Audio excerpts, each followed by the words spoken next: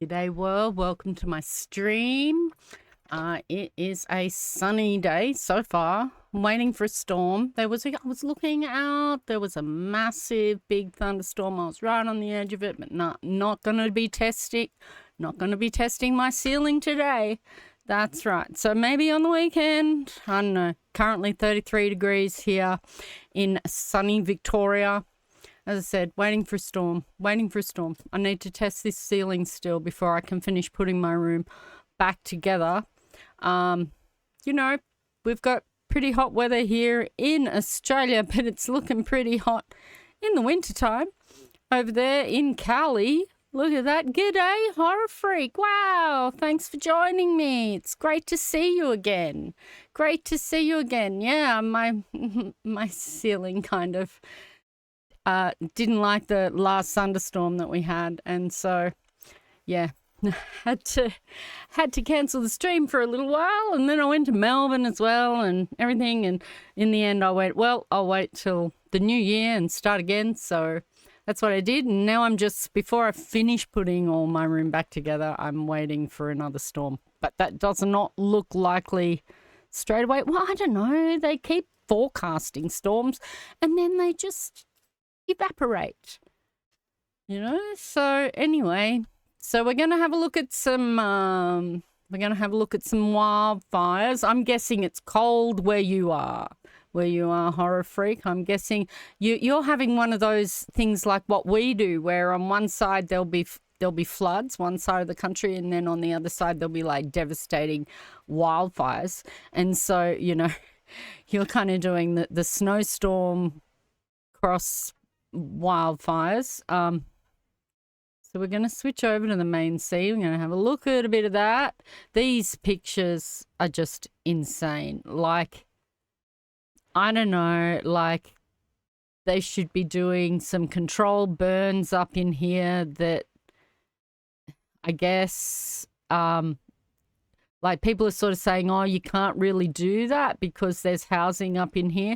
But you can create a barrier to some degree. Like, this is insane. This is crazy. This is blocks and blocks. This is like we get towns that'll get wiped out, and it might be a couple of hundred homes or something, like a small town. But to have this happen to a city is just insane. Like, so what I've done is I've got Watch Duty and a mutual aid resources, so people can find that pinned up the top of the chat. You can also get it by just typing !fire, and that will give you the two links. But they are just up the top. So if you want to pass those on to people that you know, or you're in the area and you need these resources, they are there for you. Like we're really, I mean, this has been devastating. It's insane. Like, yeah, they have got, we're going to look soon at a few reasons why, like you're saying, the winds are bad there. Yeah, I mean, they're getting hurricane force winds through here, which is kind of what happens with fire. We're going to look at a couple of things, like what's causing it, and there's also some trees that have got to do with this, like, I mean, there's going to be a number of things that made it as bad as what it was.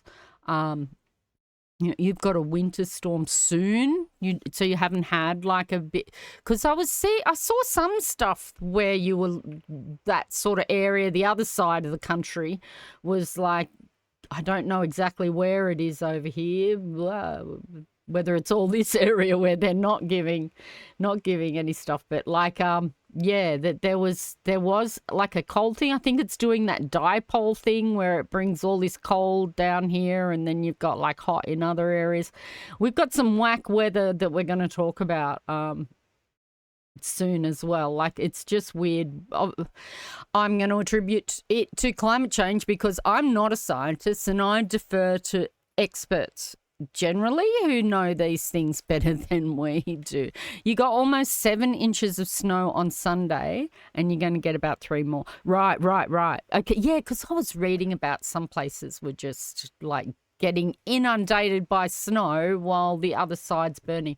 These fires are unprecedented. So while it is kind of regular for LA to have fires, this is totally the wrong time of year. And it comes after, I believe, like 11 months of really, really dry weather, and then something sparked it, and then that was it. So we're going to have a look at some satellite images, because these are crazy. Let's take a closer look, shall we, at some of the consequences. We've just heard them, but we can see them as well through satellite imagery. Here on the left, buildings on Marathon Road, Altadena. You can see the swimming pools, people's ordinary homes, ordinary lives. All of that completely changed, completely decimated, completely burned. The swimming pools there, blackened. The homes blackened, the buildings destroyed. Here on the left, we can see Fair Oaks Avenue, also in Altadena, a very similar scene. Ordinary, typical homes. Here, the satellite image obscured for the most part by the smoke, but you can see these pockets of flame that were people's houses in exactly the same place. Let's move south, shall we, to Pacific Palisades. We've talked so much about it. These are homes along Tuna Canyon. You can see the canyon above. The homes and the cars along the highway there. All of these homes completely destroyed. One, possibly two, possibly still intact. One of them definitely still on fire. Let's show you the ground level situation. We heard from Patricia about her home, about her neighbours' homes. She knows that many of them were destroyed. It will be scenes like this for so many people in the region. This is the coastal highway. You can see here the flames of where this building was. You can see these light areas. This is the picket fence that is also in the front of that shot. The consequences of an ongoing natural disaster. And it's not just homes, it's businesses too. This, a local branch of Chase Bank. The roof, the windows, everything gone. The same consequences have also taken hold at an Altadena community church. That white church turned into a blackened ruin. And there's no respite for famous landmarks either. Here's Sunset Boulevard's buildings destroyed and stained by smoke. It's quite devastating there, isn't it? That's just dreadful, just dreadful. I heard that, like, sort of, like this Palisades fire, this is crazy, and the other one up there, but I heard that everything west on the Pacific Highway, everything west of Malibu Beach, there was nothing left. And I think I saw like a satellite that showed just all this wiped out, and then there was like this little tip that remained. Maybe it was this. But this also, this over here is crazy as well. Like it came in here. This was all quite bad. It looks like they've kind of taken one of the settings out, like this one that shows kind of the border of the actual fire and damage, because this one came right down into here, and I think that's what that satellite one, oh, we'd need to reset it, I guess, to get it. That one, I think that's Eaton, the Eaton fire. That's just crazy. That's just so bad. So a couple of things, obviously, is climate change. They didn't have any rain for a long time, for like months, and then so that all dried out everything that had sort of grown. And we've also got, so a lot of people go, oh, this is quite common for California, and it is common, but also there are some things that the landscape isn't used to, and that is basically eucalyptus trees that were imported. I don't know why. I think it was like the British, whatever, imported eucalyptus trees into the area. And these eucalyptus trees, obviously they're not native, and eucalyptus trees do this, they're full of oil, right? And oil is these are quite explosive. And so this is also accelerating the problem, shall we say. So I saw this come up today, and I thought, well, I'm an Australian streamer, so let's have a look at our little connection here. We often get a lot of, this is also something that has kind of highlighted a problem for us in Australia, in that if you've got what happens is when we've got bushfires, massive bushfires, people come from, firefighters come from around the world to help us fight those fires, and then we return that favour. We'll go over there when it's their fire season.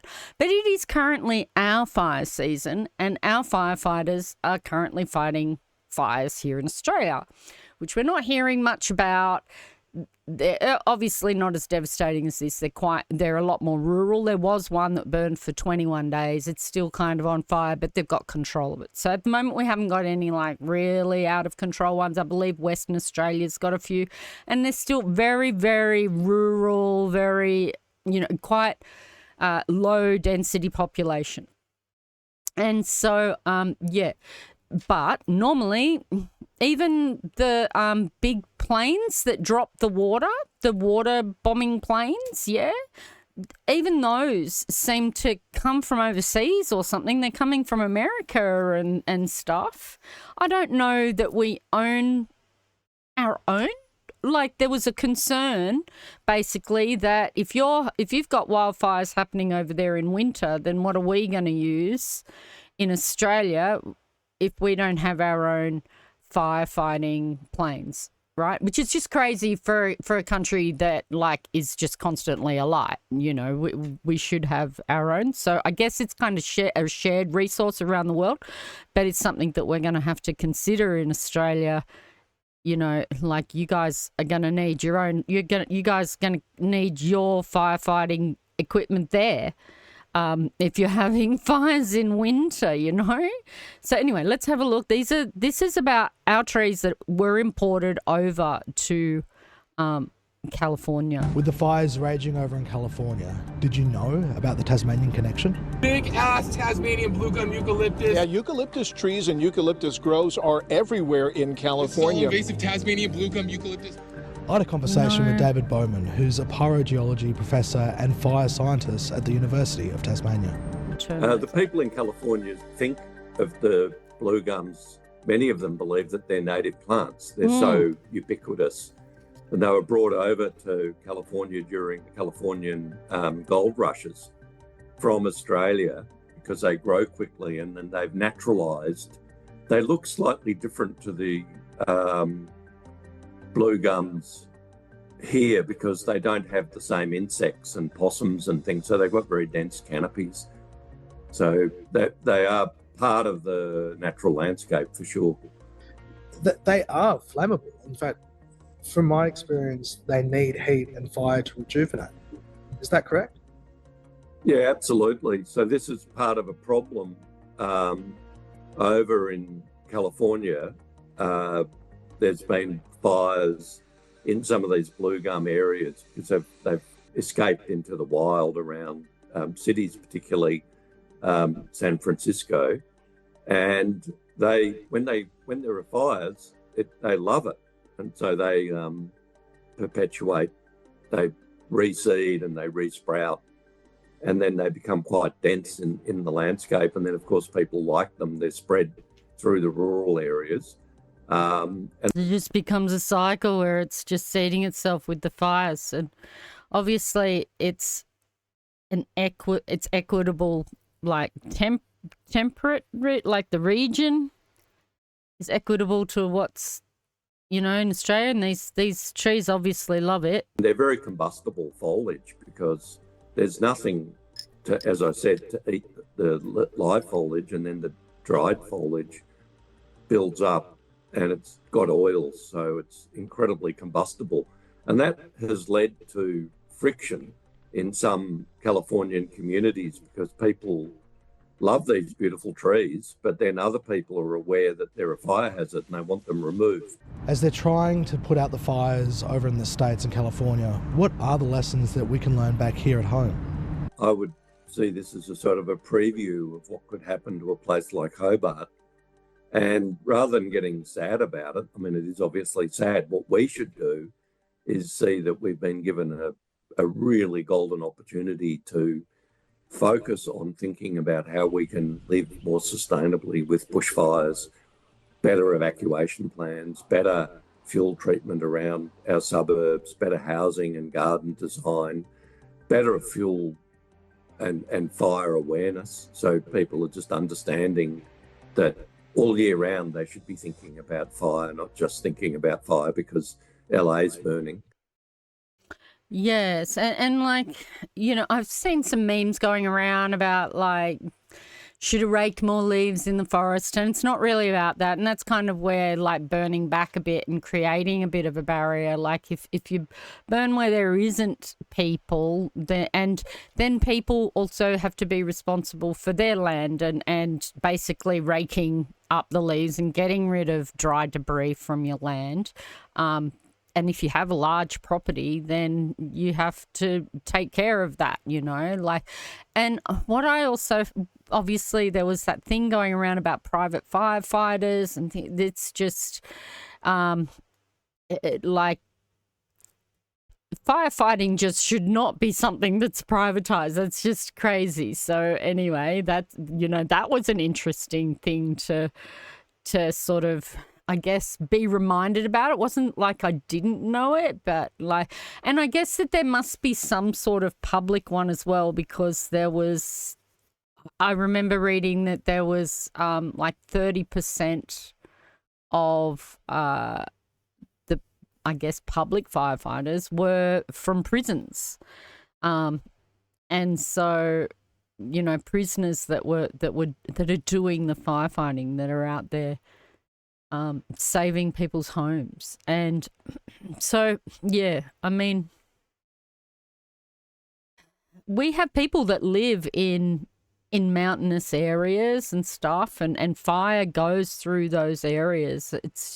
You've got to stay on top of it.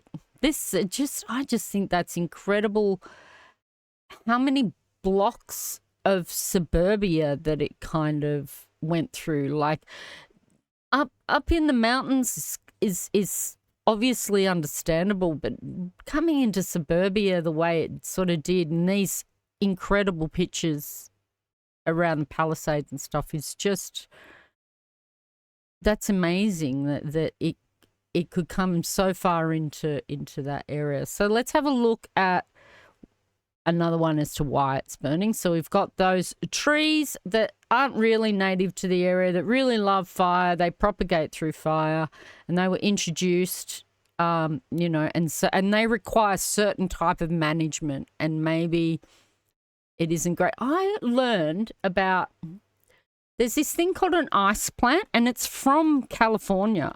I believe it's from California. This one, and it's I guess it's some sort of succulent or something, but it can we get a better picture than just a picture? I'm pretty sure they're yeah, they are a succulent. I'm pretty sure they're from Cali, but they're quite they're used as a fire barrier. This is a sort of natural plant that's used as a fire barrier, which could be, you know, planted between forest areas perhaps, and it doesn't dry out like, you know, between these forest areas where you're going to get leaf debris and things like that. Of course, we also have that problem with these crazy winds that blow embers.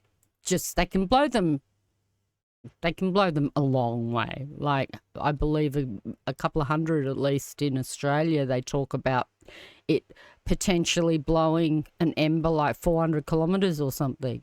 They'll certainly blow across the road, so you're not safe if the fire's across the road from California's famed coastline, flattened and charred. Look at that. The scale of this disaster, hard to comprehend. Pretty devastating. I don't think LA's seen anything like this before. I hope in the future we can find a way to maybe even better prepare or to prevent this from ever happening again. And there's people obviously talking about the water, and it was like that they didn't have enough water, and it's actually, again, science, the water pressure, all these are residential fire hydrants that the firefighters, and you're trying to like draw from 20 trucks from this residential, it just lost water pressure. So it wasn't that the water wasn't there, it's that the water pressure didn't allow them to get enough. So how did an inferno sweep through suburban Los Angeles in the middle of winter? The LA Fire Department says the blaze started here, in this residential neighbourhood on the edge of a mountain ridgeline. It quickly spread to this expansive area, and eventually new fires broke out in other parts of the city. The fires were fuelled by a dangerous wind event, which brought hot, hurricane-force gales. Here, a satellite image shows the Santa Ana winds created by the mountainous landscape in California and surrounding states. That's wild. Air pressure builds in the high grounds of the desert. The wind warms up as it descends the mountains and then speeds up as it passes through narrow so canyons. So that just adds to these trees that aren't supposed to be there, that love being on fire. Wow. That's insane.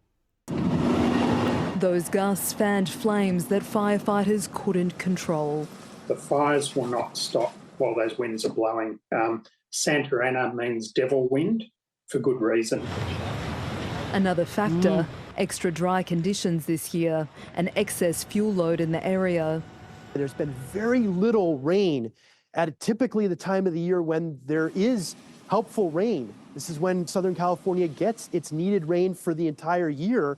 During the winter months, it just hasn't happened. The parched grounds in densely populated areas, a recipe for disaster. The last 2 winters have been very prolific in terms of rain and mountain snow, and that caused vegetation to green up. Yeah. And then when it's been dry in the last several months, it all dried out and created a tinderbox. It's an almost impossible task to contain fires in these conditions. And we've had a similar thing like that where there's been, a bit of rain that we've had a couple of La Niñas, and that's given it a chance for the vegetation to grow. And I'm just waiting for it to really spark. It almost did out there at the Grampians. I mean, it burned for 21 days, out of control, I guess. So, but now emergency services in some parts of the city are running low on an essential resource. 100 fire engines, flowing water. We are gonna stretch our water system. These fires forcing residents and authorities to redefine disaster season. Unfortunately, we're seeing climate change in action. We're seeing worldwide lengthening fire seasons. The global impacts of these fires still unfolding. Isabella Higgins, ABC News. And there's some stuff about that there was supposed to be particular water storage projects that didn't get completed, and that they're supposed to capture water and stuff. I know that Trump's going on about that, but it's certainly something that we're going to have to really start looking at real solutions for. I'm amazed by that. This image down here is just wild. All right. So we have got a little bit more US news. Obviously, Trump's win was certified. I just don't get why. So in Australia, when we have our elections, we know pretty much the next day who the Prime Minister's going to be. And then when that's decided, when they say, yep, this is going to be the Prime Minister, he becomes the Prime Minister. This shit where it goes for 2 months, 3 months after. And everyone's been treating him like he's the Prime Minister anyway, already, the president already. So I don't know why you got to wait 2-3 months before they actually go and do their oath and stuff. And this thing, they certify the win, and he's still got to wait 3 weeks or something before he actually becomes Prime Minister. I just don't get it.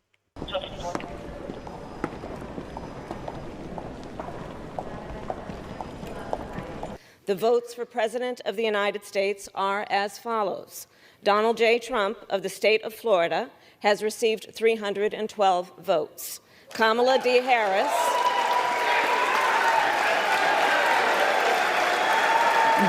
I guess she took it with grace. That'd be pretty tough having to do this part, but she did it.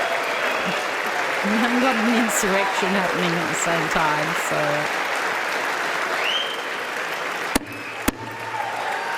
No, I'm guessing it's a plus. Kamala D. Harris of the state of California has received 226 votes.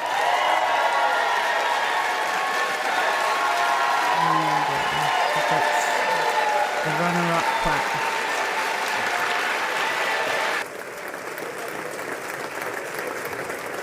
Mike Johnson just looks so smirky through the whole thing. Of the joint Senate having been concluded pursuant to Senate Concurrent Resolution Number 2, the 119th Congress, the chair declares this joint session dissolved. Thank you. Really? So smug. Okay. Great. And then a couple of days later, so like Trump's not even involved in that bit. And then a couple of days later, he goes and does this speech. I haven't got the speech or anything like that. We're going to have, this has got like these little clips out of it of what he said. So like little quotes, what Trump said about Canada, Mexico, NATO and Gaza. I think it's also got the Panama, I don't know, and Gaza hostages at news conference. And this is quite, this was quite wild. So January the 7th, also it was the day after, Republican US President-elect Donald Trump held a press conference on Tuesday and spoke about a range of issues, including NATO, Israeli hostages in Gaza, his wish for the US to buy Greenland and take control of the Panama Canal. He also discussed Elon Musk and speculation about Canada becoming a US state. And here are some of his key quotes. So about Canada, we have why is the, we obviously have to run this site with the ad blocker. Why has he got so many toes? Do they not realize he has so many toes in this Japanese cleanse patch will give you, what, 8 toes? How many toes is there here? 1, 2, 3, 4, 5, 6, 7 toes. And 7, I guess there's one in there. Oh my God, this is so weird. Like, companies don't use AI. It's not a good look. Anyway, in Canada, asked about his idea that Canada should be a US state, Trump said, you get rid of that artificially drawn line. I mean, isn't there an artificially drawn line between the US and Mexico? But that one's not so arbitrary, is it? And you take a look at what that looks like, and it would also be much better for national security. Don't forget, we basically protect Canada. But here's the problem with Canada. So many friends up there. I love the Canadian people. They're great. But we're spending hundreds of billions a year to protect it. We're spending hundreds of billions a year to take care of Canada. We lose in trade deficits. So these trade deficits, but I know that there's like a trade deal between Canada and the US, and I believe he was even like in on some of these trade deals. And one of them is that you get really, really cheap energy from Canada. And so I think that that's maybe what he's looking at more, but you know, I mean, there's a lot to be said. I mean, Canada's a Commonwealth, first of all, so it's British. So I just think he says stuff, and I just don't think he quite understands. It's quite interesting, though, that he has repeated this idea a couple of times. And I think he just says stuff that he doesn't quite understand, like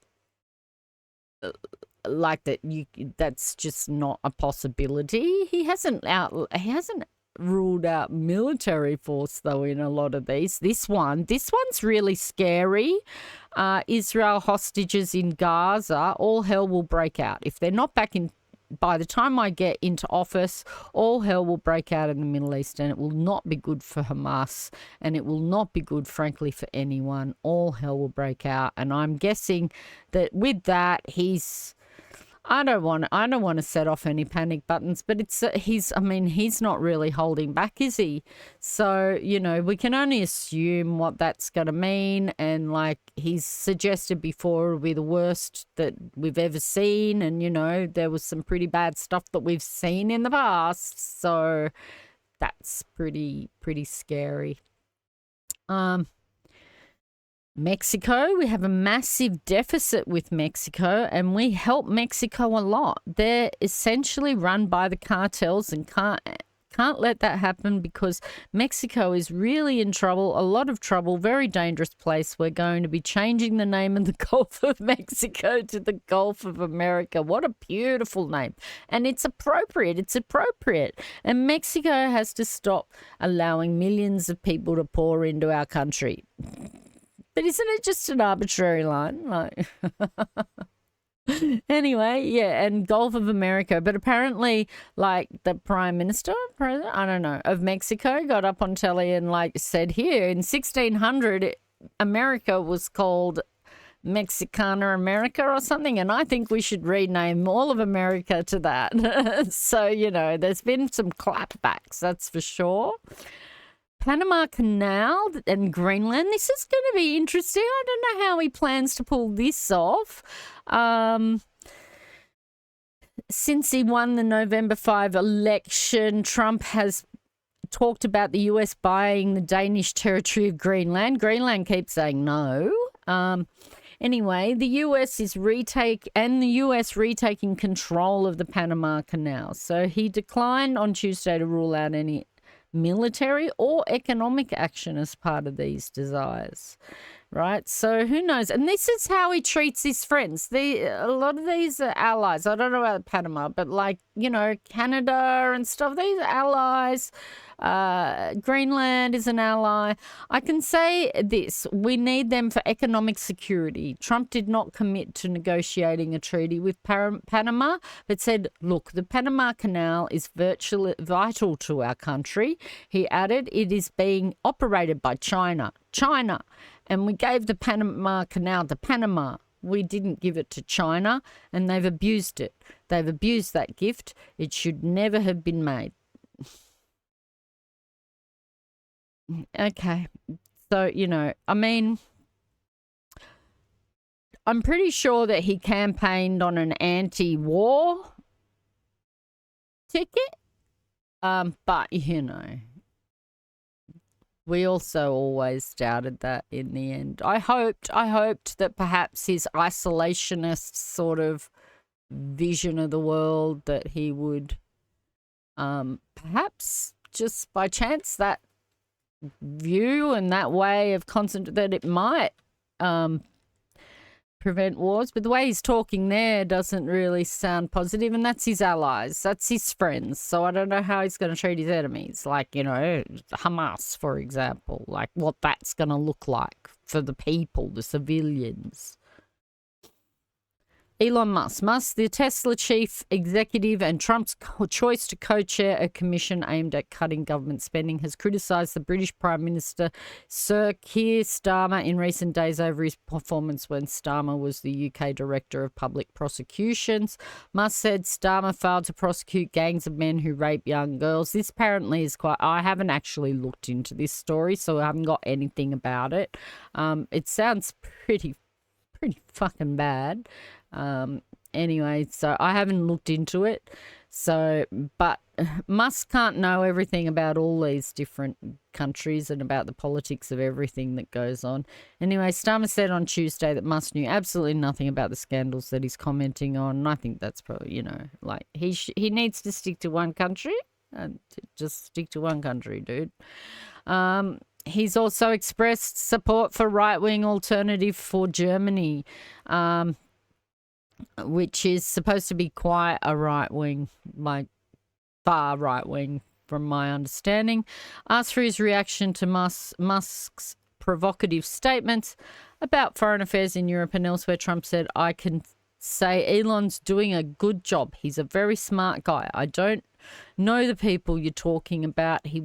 I know he said some negative things about a couple of people that are running for office, but that's not so unusual.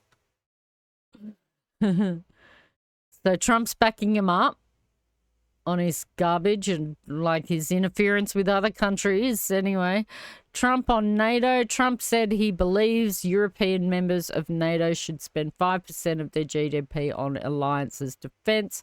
I think NATO should have 5%. Yeah, well, you can't do it at 2. I mean, 2% every country. If you're going to have a country and a regular military, you're at 4%. I think they should be, it's dangerous territory. They can all afford it, but they should be at 5%, not 2%.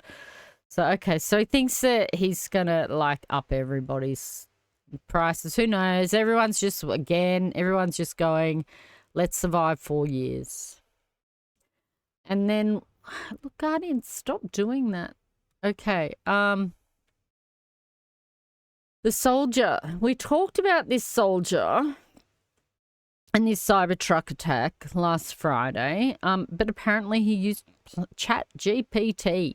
I just included the story because I thought that was pretty interesting, and that it was interesting that it took them a while to even confirm that it was a terrorist attack because we just expect Cybertrucks to do something like this. And so ChatGPT apparently helped him to plan the attack and apparently it helped him to build the bomb or something, which is quite yeah. People are quite creative as to what they use these things for, and it's too late by the time,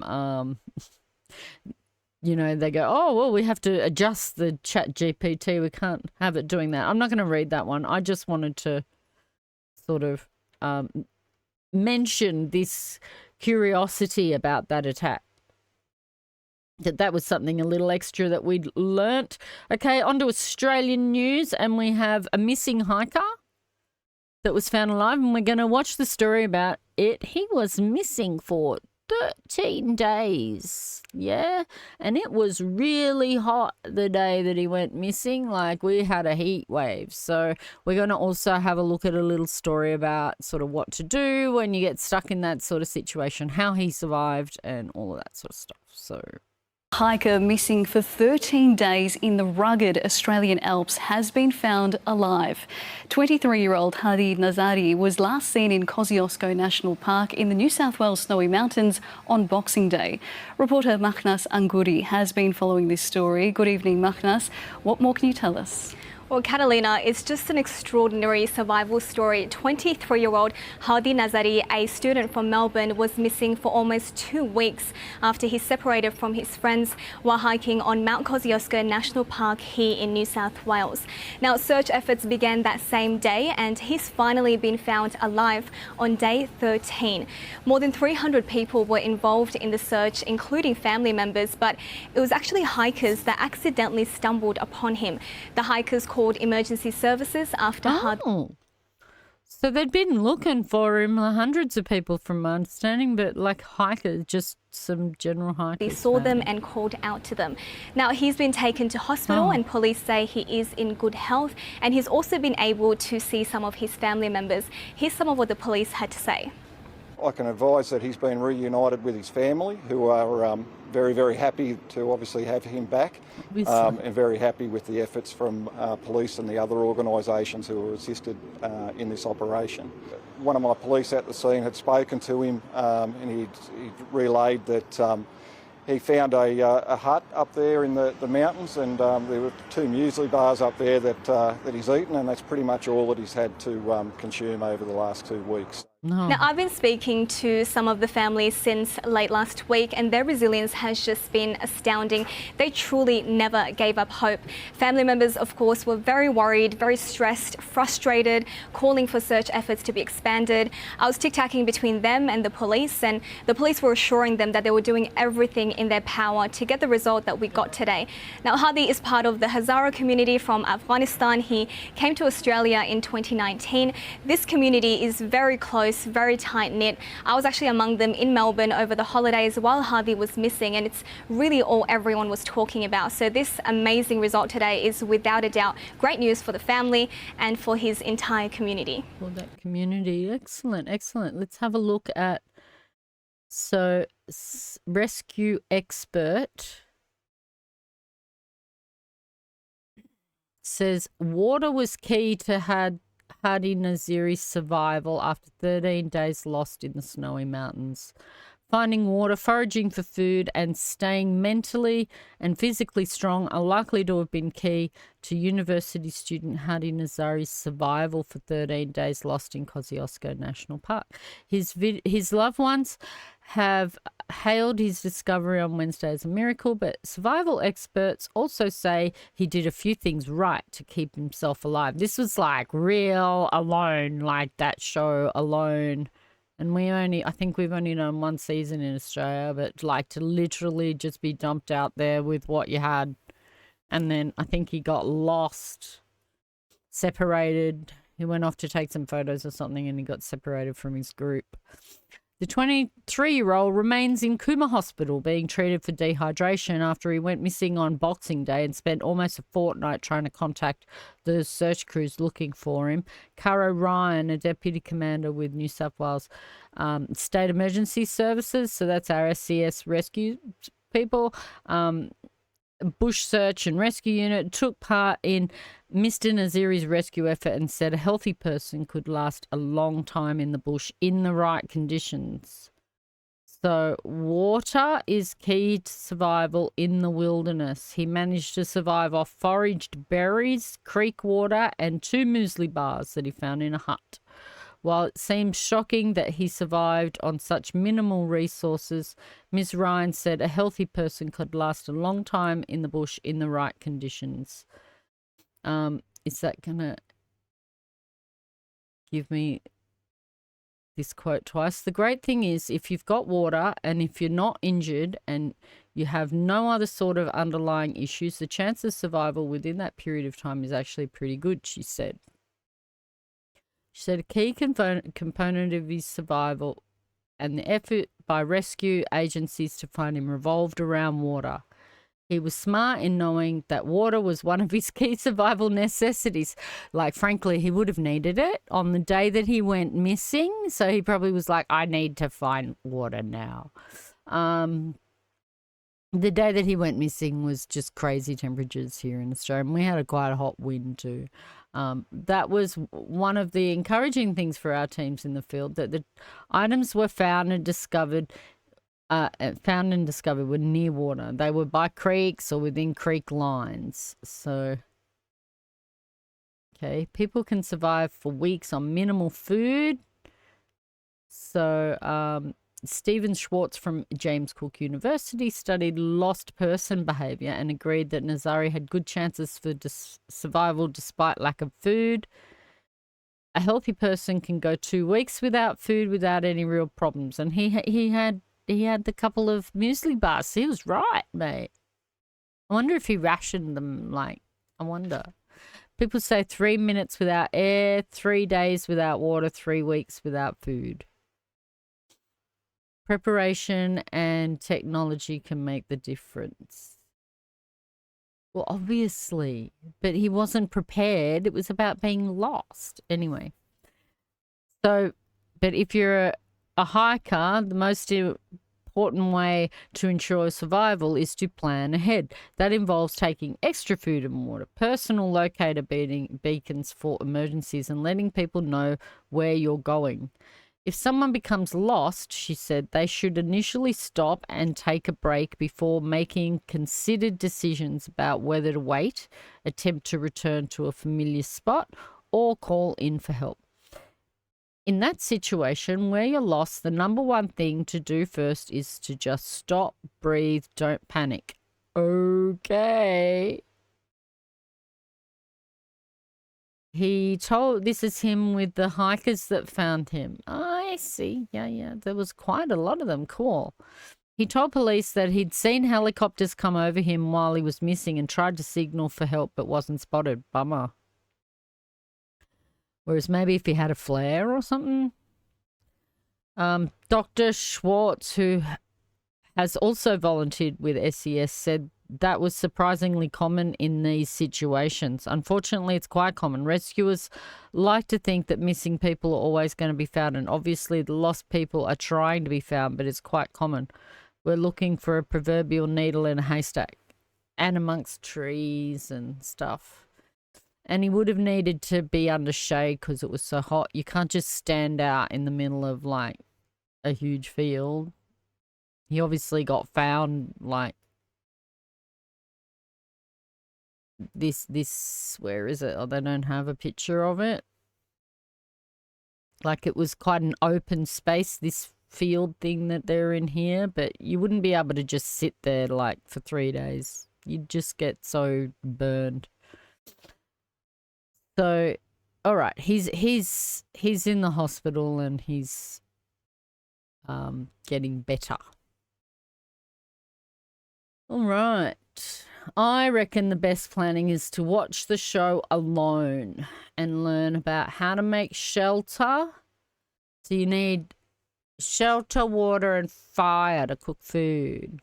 They're like the first things, shelter and water, and yeah. But this is interesting. Now, it talks about this La Nina that's turned up. Again, so we'll watch it.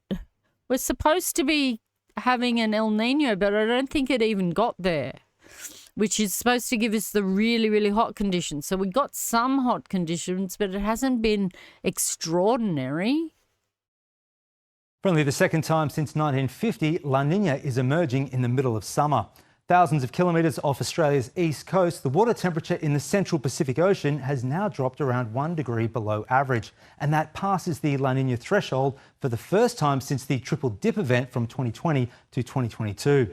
If La Nina conditions prevail for another 2 months, it officially becomes the fourth event in 5 years, a frequency only observed twice previously since 1900. The cooling of the sea surface increases the difference in water temperature between the central and the West Pacific, an imbalance which strengthens humid easterly winds blowing towards Australia, promoting the development of cloud and rain over our longitudes. However, La Nina typically forms in winter and has There's more chance now than more flooding. Its greatest impact in spring, when national average rainfall increases by 49%. That figure falls to a 20% boost through the summer and the autumn. The historical swing to favour rain is also reflected in the Bureau's latest seasonal outlook, up to an 80% chance of above-medium falls through northern and eastern parts of the country across the next 3 months. But this edition of La Nina could be short-lived. Long-range modelling currently tips our rainfall will return to normal by the middle of autumn. Middle of autumn, so 3 months to March. That gives me some time. I may as well just do some garden stuff because it's going to, like, actually, it's going to, like, water it. It's not going to be extreme conditions. So that's pretty cool. I'm going to actually do some gardening, and like I was just permaculturing. Whatever survives is sort of strong enough to survive the heat, but looks like I can actually put some things in. All right, so a little bit of world news, and then a couple of sort of lighter stories, and then we'll move on to some gaming. All right, so, you know, Trudeau's resigned. I don't know what he did, but he had to resign. A lot of people, even on the left, are sort of saying it's time to go, needs to take responsibilities and all of this. So I don't know what he did. I don't know enough about Canada, but he's been around for a long time. My friends, as you all know, I'm a fighter. Like, do they have term limits? What's the story in Canada? Do they not have term limits? I guess we had Prime Minister that stuck around for 11 years. Maybe Every we don't bone have in my them body has always told me to fight because I care deeply about Canadians. I care deeply about this country, and I will always be motivated by what is in the best interest of Canadians. And the fact is, despite best efforts to work through it, Parliament has been paralyzed for months after what has been the longest session of a minority parliament in Canadian history. That's why this morning I advised the Governor-General that we need a new session of Parliament. She has granted this request, and the House will now be prorogued until March 24th. Over the holidays, I've also had a chance to reflect and have had long talks with my family about our future. Throughout the course of my career, any success I have personally achieved has been because of their support and with their encouragement. So last night over dinner, I told my kids about the decision that I'm sharing with you today. I intend to resign as party leader, as Prime Minister, after the party selects its next leader through a robust, nationwide, competitive process. Last night, I asked the President of the Liberal Party to begin that process. This country deserves a real choice in the next election, and it has become clear to me that if I'm having to fight internal battles, I cannot be the best option in that election. Okay, so they're called the Liberal Party, expected to lose to the Conservatives. Okay, so the Liberal Party in Australia, Liberal Party is the Conservative Party. So, okay, I'm guessing they're like liberal, like left liberals, I guess. I don't know anything about Canadian politics other than the fact that they're a Commonwealth country. I don't even understand how their voting works or anything like that. So who knows? Who knows? But he's been around a long time. That's what I know, that too. And so we saw before that Elon had a few things to say about some other countries. I don't want to watch 3 minutes. Well, let's see what these leaders have had to say anyway. In Europe, leaders in France, Germany, Norway and the UK have all denounced tech giant Elon Musk's political power. The statements from the global leaders are in response to Mr. Musk's political skirmishes on social media, the most recent one being aimed at British Prime Minister Keir Starmer. The billionaire who owns X has shared a series of posts critical of the British government after it rejected a call for a public inquiry into a child sex grooming scandal. This attack directly targeted the British PM, saying he failed to bring what many term rape gangs to justice during the time he was the Director of Public Prosecutions between the years 2008 and 2013. Elon Musk, of course, is a close confidant of US President-elect Donald Trump and has received a consultancy position within the US government. Mr. Musk's political assaults are now getting wide pushback in Europe as his political presence on social media becomes more targeted.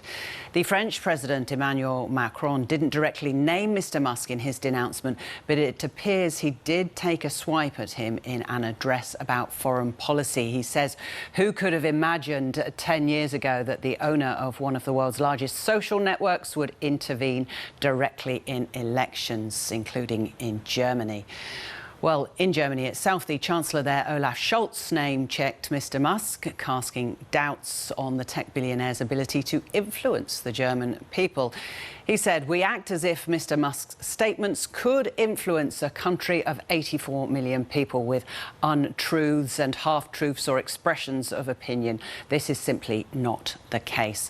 And I don't know. I feel like he has got a fair amount of influence over many millions of people, many more than just 84 million people in Germany, but I don't know.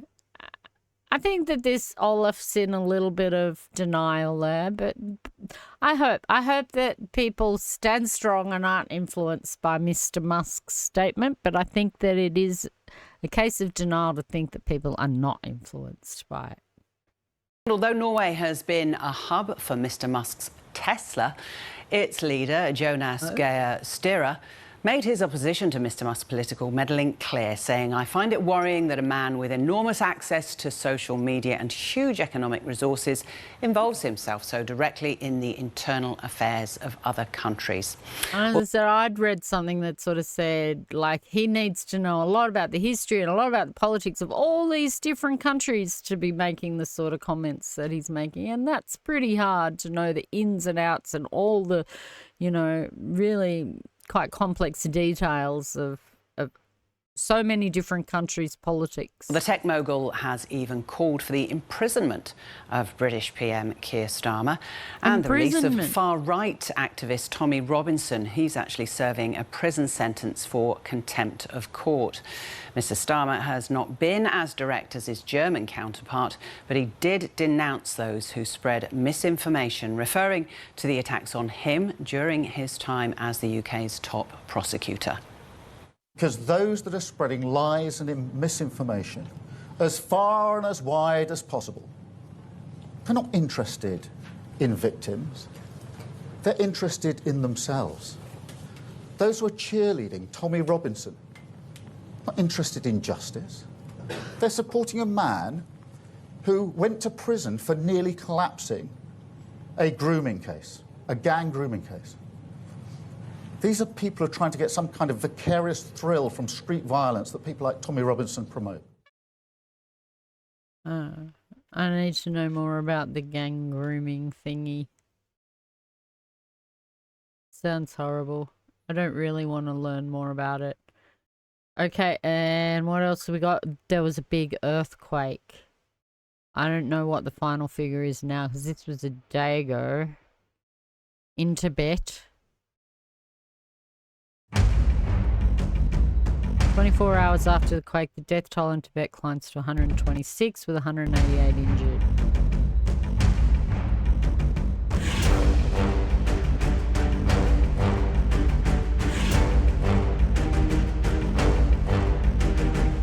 Search and rescue operations are underway. Many are still feel trapped.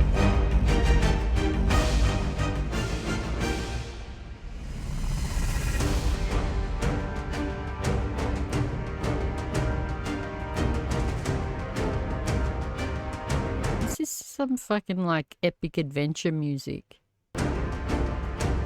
So far, more than 400 people are trapped in the foothills of the Himalayas, and they've been rescued. More than 400 people that were trapped have been rescued.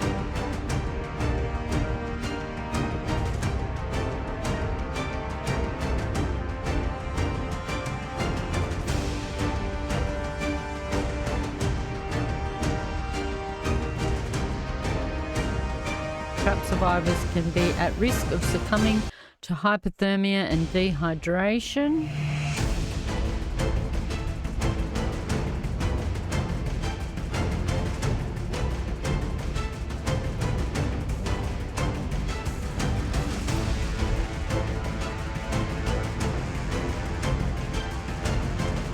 $30,000 residents have been relocated.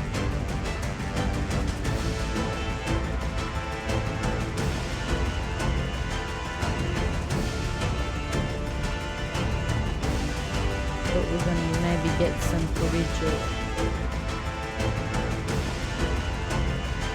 like earthquake stuff. A 7.1 magnitude earthquake struck Tibet on the 7th of January, about 75 kilometres northeast of Mount Everest. It's not really climbing season, but there were a couple of people up on Everest.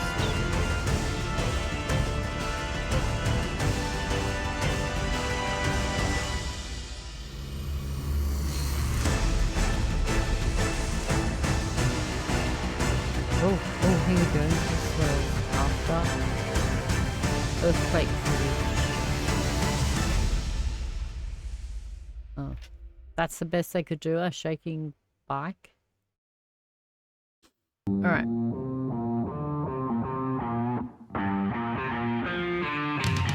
Why did... Oh, okay. What do we got here?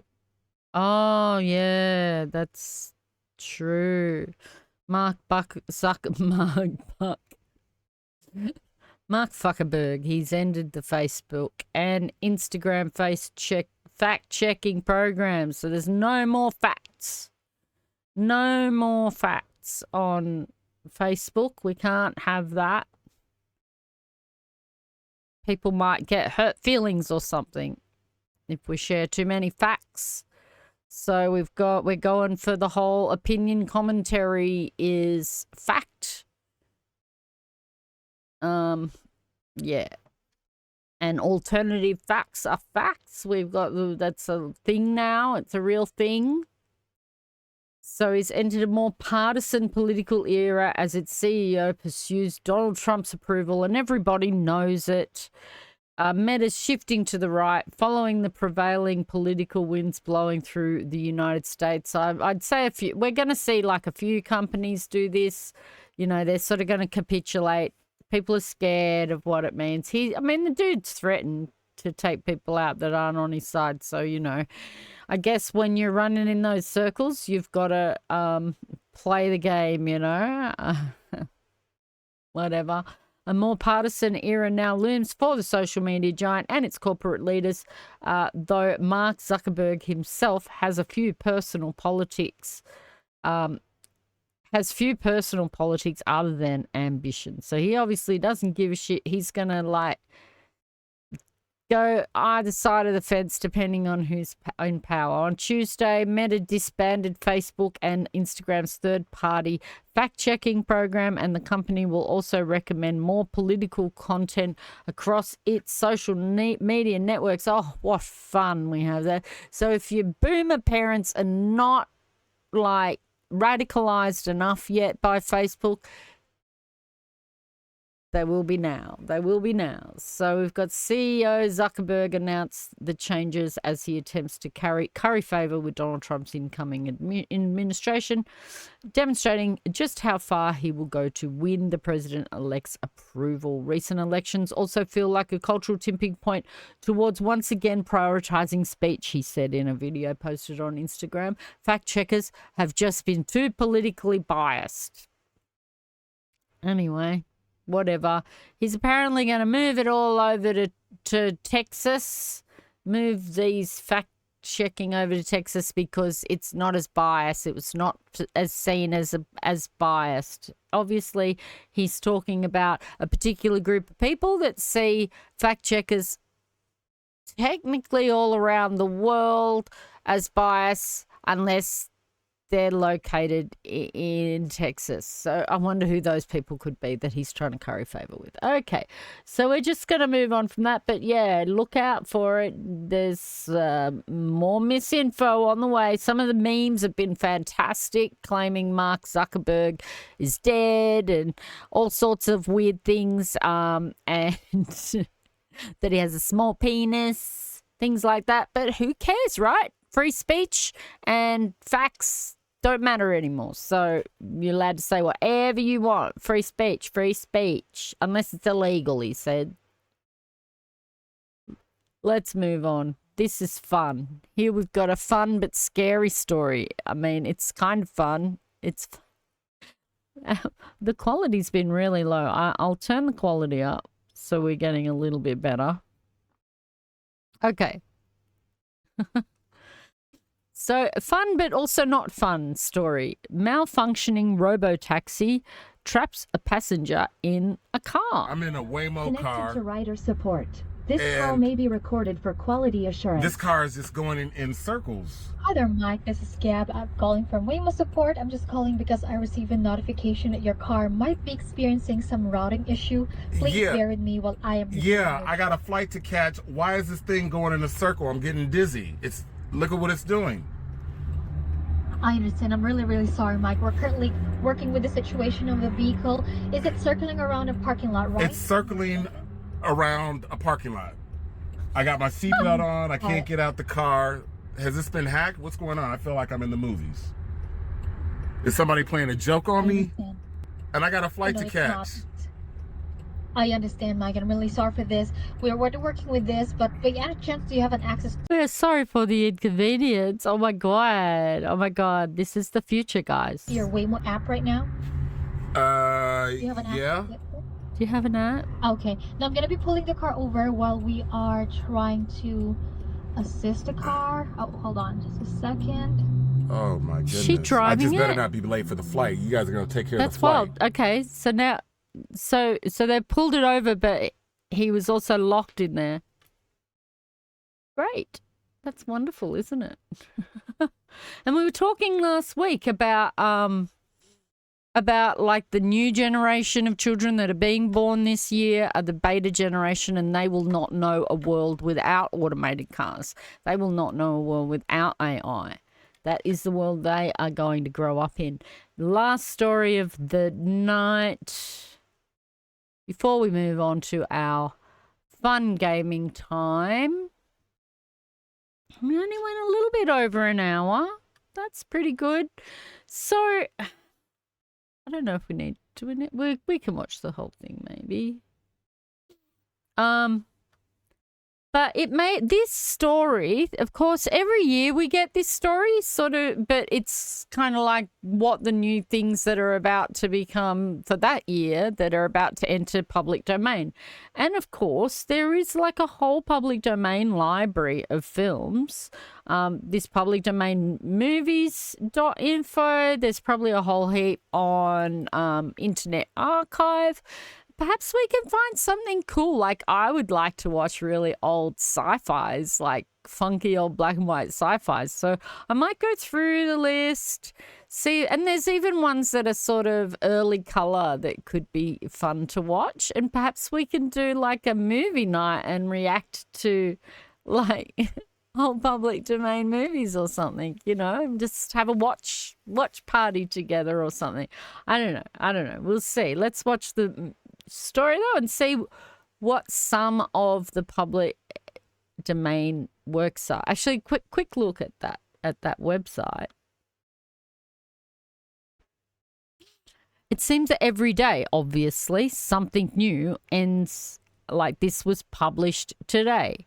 This one was published yesterday. So something new every day enters public domain by the seams of it. I don't know. But like, yes. So there's a lot in here that we could potentially look at. Let's do this, but enough is enough. That's a scene from the 1980 feature Popeye, director Robert Altman's live-action take on the beloved cartoon character. Popeye is just one of thousands of iconic characters and creative works that have just entered the public domain in 2025. On January 1st, the copyright protections on well-known comic strips, books, films, and musical compositions from the year 1929 have all expired, making them available to anyone. So not the 1980 movie of Popeye, but just Popeye, the character, was invented in 1929, and so that character is now public domain. To copy, share, and reimagine for their own personal or public use at no cost. Errol Barnett has the story. If you grew up in the 20th century, chances are you've seen countless Popeye the Sailor cartoons, either after school or on a Saturday morning. Some color ones. But the spinach-loving, pipe-smoking sailor first made his public debut in a 1929 newspaper comic strip called Thimble Theatre, created by E.C. Seagar. What is it, Snowy? That same year, Belgian cartoonist Georges Remy developed The Adventures of Tintin, seen here in Steven Spielberg's 2011 animated film about the young cub reporter and his dog Snowy. It also started out as a comic strip. Popeye, Tintin, and Snowy all turned 95 years old this year, ushering them into the public domain, according to US copyright law. They join the likes of other characters that have already passed over, including Sherlock Holmes, Tarzan the Ape Man, Winnie the Pooh, and most famously, Mickey Mouse. Please welcome back to The Late Show, Mr. John Oliver. This is Steamboat Mickey, which is in the public domain now. Therefore, he can help with promoting any non-Disney related show, and it's great to have the mouse here. The public domain every year is a time capsule. It's a snapshot of a moment in time, in history. I recently had the chance to meet up with Jennifer Jenkins, a professor at Duke University's School of Law and an expert in intellectual property. What does it mean when a work comes into the public domain?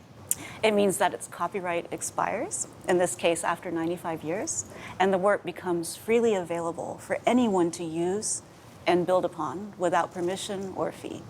And how will that open the floodgates of not just consumption of the material, but a reinterpretation of these works? I'm so glad you asked that, because it goes well beyond consumption to reinterpretation. First, I would like to thank Christopher Nolan, because he's just announced that he's going to make a version of Homer's The Odyssey, which has always been in the public domain. It predated copyright law. And so in 2026, his interpretation, his mythic epic action thriller, star-studded cast, will be one of the many works that's reinterpreted. And so that's one concrete example of what the public domain enables. What about the movie Wicked? It's built upon the public domain books, The Wonderful Wizard of Oz by L. Frank Baum. Of course, not all public domain works that are reimagined improve or even do justice to the original. There is a risk to these characters turning from, you know, beloved children's characters to villains in slasher horror movies. We also saw this with Winnie the Pooh. Yes. The low-budget slasher flick appears to be an inevitability when these beloved characters enter the public domain. Like you said, And I imagine other things too. Happened with Mickey, and there's already an announced flick called Popeye the Slayer Man. What do I make of that? I think they're buzzworthy in the short term because of the incongruity between the original character and this new genre. But I think in the long term, they're not the kind of works that we're still going to be talking about in 5 or 10 years that stand the test of time. They're shooting other On the cinematic front, movies released in 1929 and what was known as the beginning of talkies, or the sound era, have also entered the public domain, including MGM's musical, The Broadway Melody, and the Marx Brothers' first feature, The Coconuts. What are you boys giving me the runaround? Come over here. The first sound movie. Imagine for the first time sitting in a theater and being able to watch a movie and hear the sound that's synchronized with what's on the screen. It's an amazing moment. So we got the first sound films in 1929 by Alfred Hitchcock, Cecil B. DeMille, John Ford, Harold Lloyd, Clara Bow, who was the it girl and sex symbol of the time. Famous books are also up for grabs. There are some literary masterpieces going into the public domain in 2025. Maybe we could do like Alfred Hitchcock, because there's some that I've never seen. Well, probably all that I've never seen. They include Ernest Hemingway's A Farewell to Arms, William Faulkner's The Sound and the Fury, Virginia Woolf's A Room of One's Own, and also from the hard-boiled detective genre, the first appearance of the Maltese Falcon by Dashiell Hammett. I'm singing in the rain. Among the musical compositions anyone can now record, Singin' in the Rain, immortalized in the 1952 Gene Kelly musical of the same name. It originally appeared in the film The Hollywood Review of 1929. Hey, misbehaving, saving my love for you. Fats Waller's classic Ain't Misbehavin'.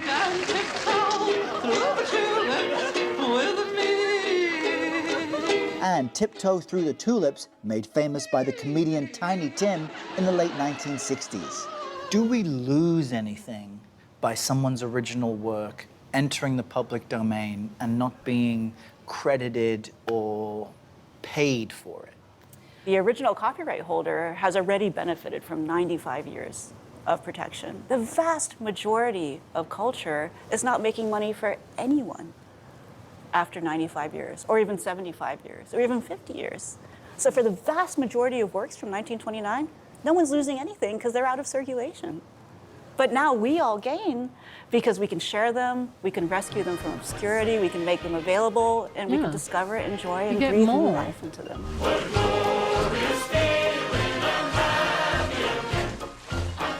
Brendan Shannon, who produced it, knows me well because I was like, oh, does that mean we can start singing in the rain right now? We don't have to pay anybody for it. I am what I am, and that's all that we are. Oh, look at Okay, sure. So there was. Let's just have a look at the public domain site because they're saying 1929.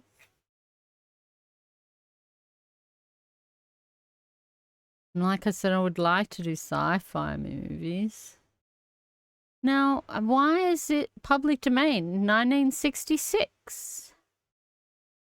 Thought she said 95 years. See, and we've got like Doomsday Machine, War of the Robots. How cool would these be? What? This is a show? The Lost City? Killers from Space? And classic horror could be fun. Silent Night, Bloody Night. It's like this is 1972. Why is it in the public domain? How does this work? So these are all potentials for watch party type things. Some of these could be quite fun. And she just said like Alfred Hitchcock, and there's ones of those that like I've never seen. Action movies, comedy films, documentaries, drama, fantasy, musicals, propaganda films. This will be interesting. Stuff that's made like by the United States Department of War. Memphis Belle, A Story of a Flying Fortress. Armed Forces Information film.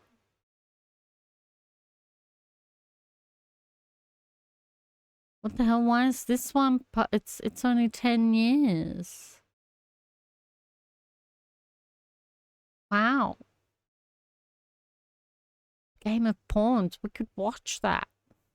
Marijuana. Oh my God, we should definitely watch Marijuana and Reefer Madness. China, The Roots of Madness. Wow.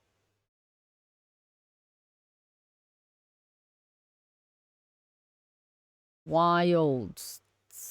What is this? Jungle Book. That looks like some fun things. Maybe one day we'll see. We'll see. We could have like classic movie night or some shit. All right. I think that's it. That's it for the news. We did it. We're going to move on. And I have like 3 ETS, like Winterland things that I have to do. So let's adjust the name of the stream now. So we're going to say like gaming.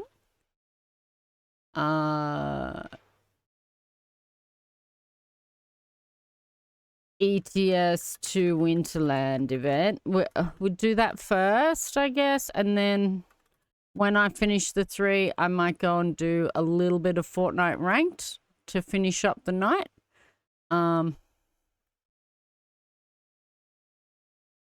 So that I can level up a bit in that. I'm trying to get to elite.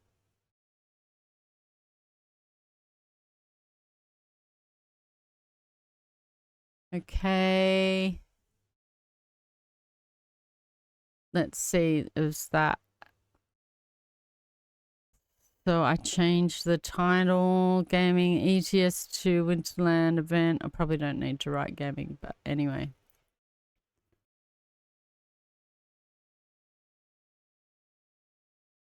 All right, I'm going to put the. Let's go. So I'm going to do that first because I've only got 3 left.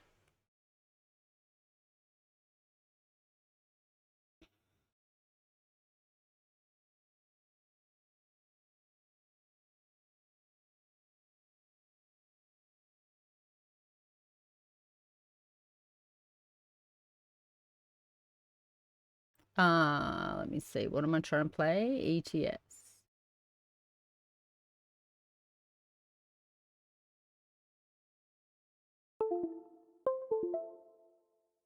Okay. Something just plugged and unplugged from my computer. It's strange.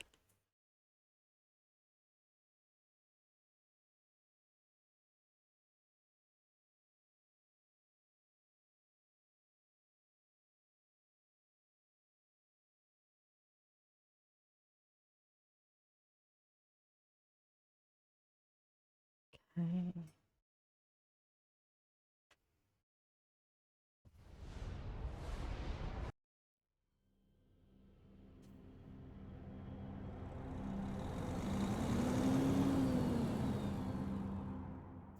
Awesome.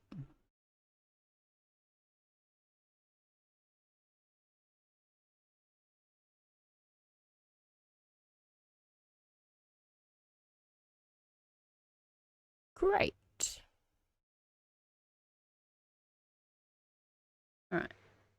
Oh, we've had to reset our canvas, our community canvas as well. So if you want to paint on the canvas, I can't remember. Oh, well, it tells you exclamation mark paint. You'll get the instructions there. He keeps updating it, and then that means I've got to like reset the canvas. So it seems the canvas doesn't last over a long period of time, unfortunately. Okay, we want to continue our career.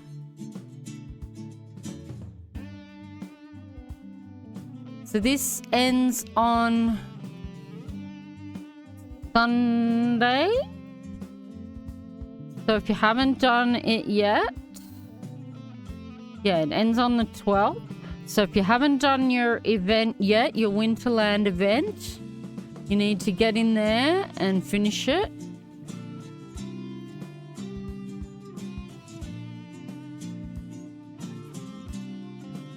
Let's see what's going on here. Let's try and adjust a little.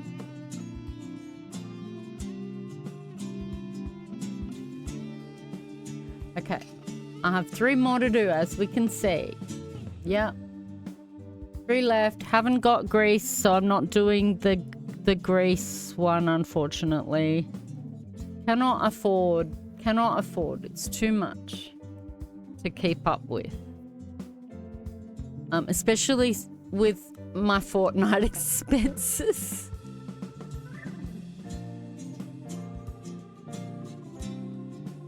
Alright, radio, music player, shuffle. Okay. Should be good. Not 100%. I think so. Right. And I did take some photos last time. I don't know. Maybe I could upload this one. I think that one's probably the most successful. Yeah, successful. But I do like these ones that show like the night lights of the tree and stuff.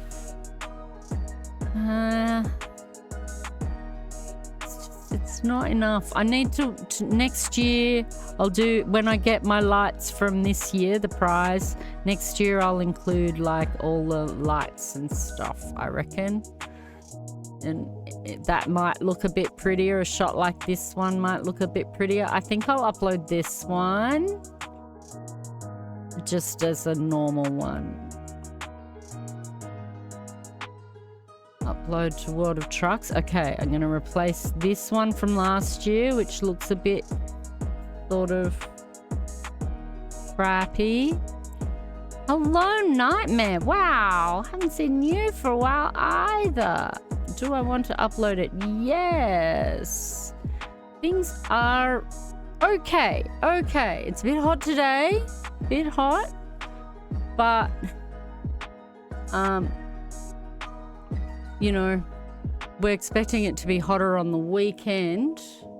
Let's go back to the main page now. Okay. We do it with this. There we go. Are you anywhere near the fires or? No, you're like in Sweden or something. You're somewhere else entirely. Takes you a while to get around everyone. Yeah. That's right. Me too. I go around and visit a whole lot of different people. So I'm guessing it's more cold where you are. Is it very, very cold at the moment? Or is it unusually warm for the time of year? That's the question we have, isn't it? Okay, external contracts, 3 more to go. Needs to be Christmas ones. I'm in Livorno. This one will pay me more. So let's do that one. Begin. Snowing today, but still warmer than usual.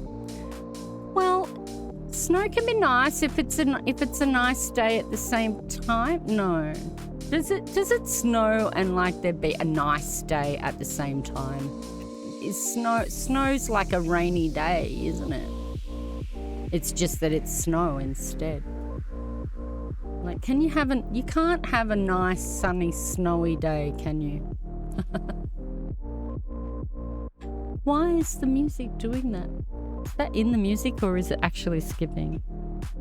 All right, let's go pick up our load. I have a new truck. I think maybe people might have seen it. How do I use it? 2? Okay. I did a Christmassy truck up so that, and it's like built to do the snowy area.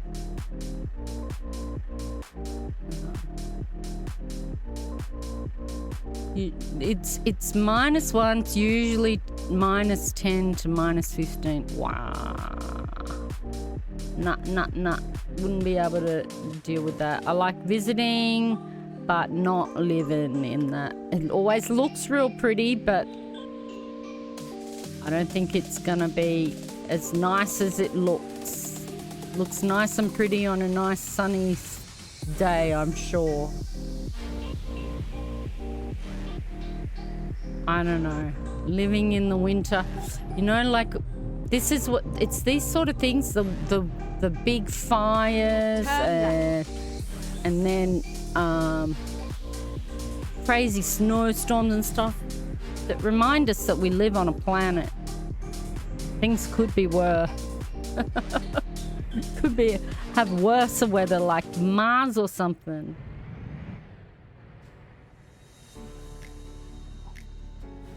I know that sounds silly, but that is it. Yeah, it's like, why do these things happen? Oh, because we live on a planet. Get ready to turn right. Right? You mean let's turn right.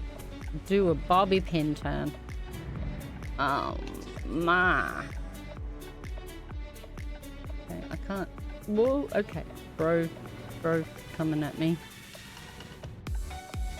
I haven't got a trailer, so I didn't need to take it that wide, did I?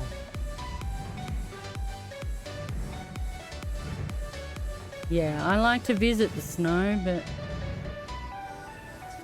I don't think I could live there. So, like, last year we went up to the snow and it was lovely, beautiful spring day again. There's snow on the ground, enough to build snowmen and go for a walk in the snow. Please watch the speed limit. But the year before, it was just like a light blizzard, and right. I couldn't handle that. That just made me so grumpy. But the kids loved it. They were like, "Well, it's an experience." Turn right. And that's what I wanted them to do. Why? Why does it turn off when I hit the brakes just too hard?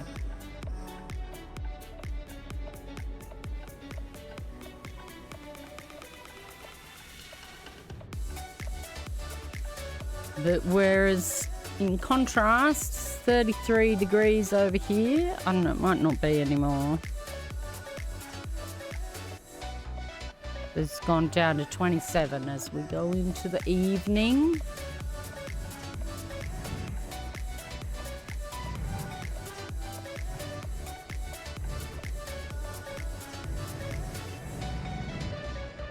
A little bit of a drive to pick up the load.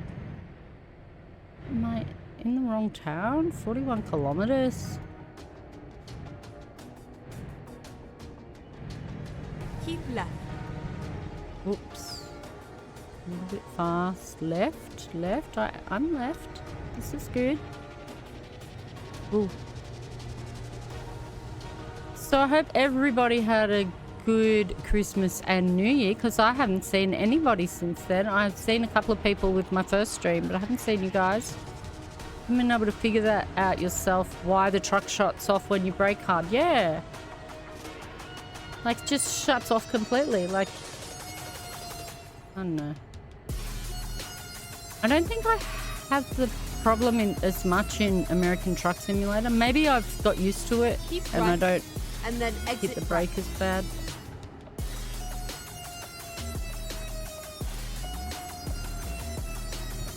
Exit right. I just hung out with family. Crash. Hung out with family for Christmas, New Year's as well. I did a stream on New Year's, but some family came over. That was nice. Just a couple of beers, not too much.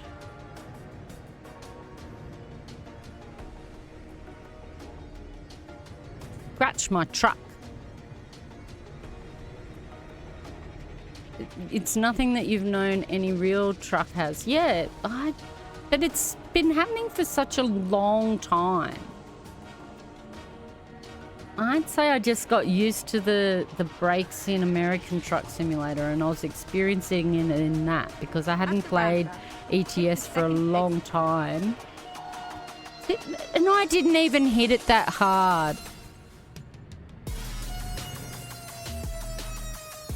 I did not hardly hit it at all. Exit now. That's wild. Keep right.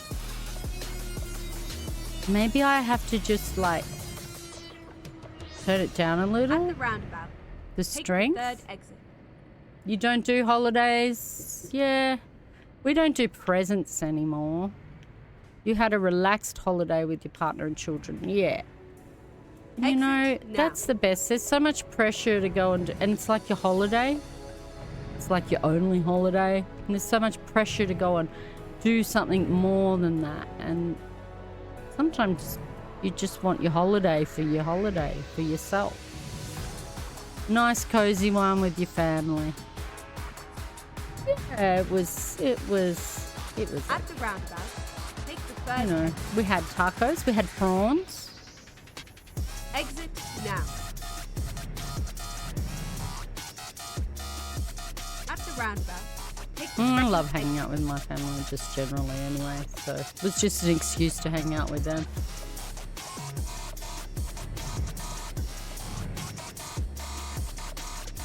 And that's fine.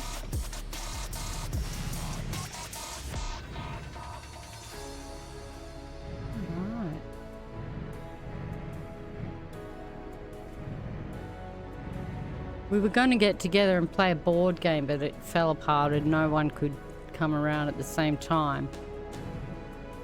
Some other friends that get into board games and stuff, so we're going to have to... We're looking at doing that again in February, potentially, but we played like this board game.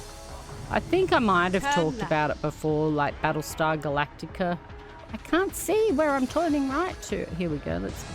Okay. Oh, okay. Car. Turn right.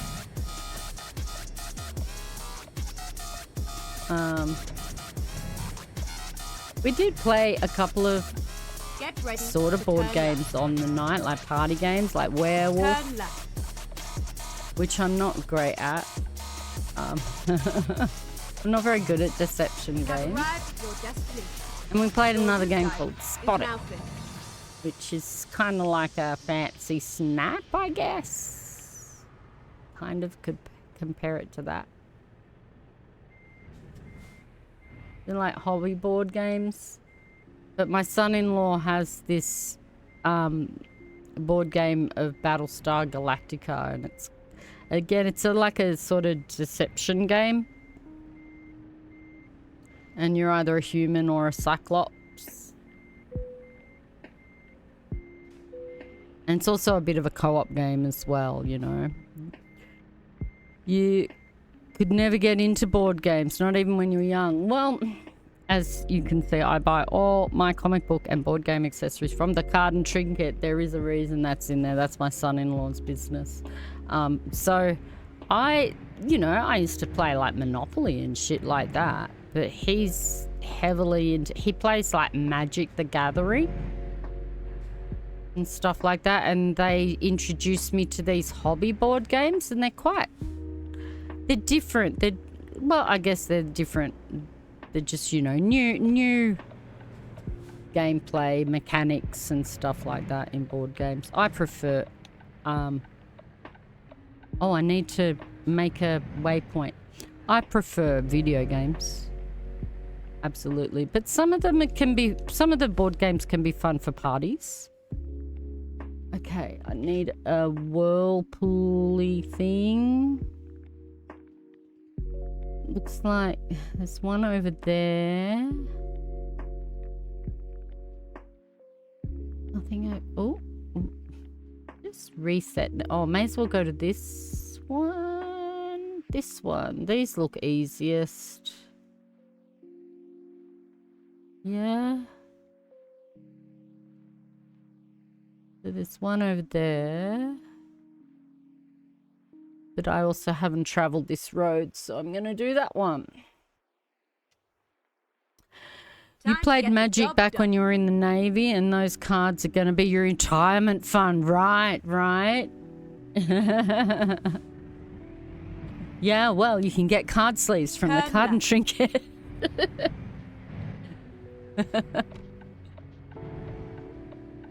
But yeah, he does all that, and he plays it. He still plays it.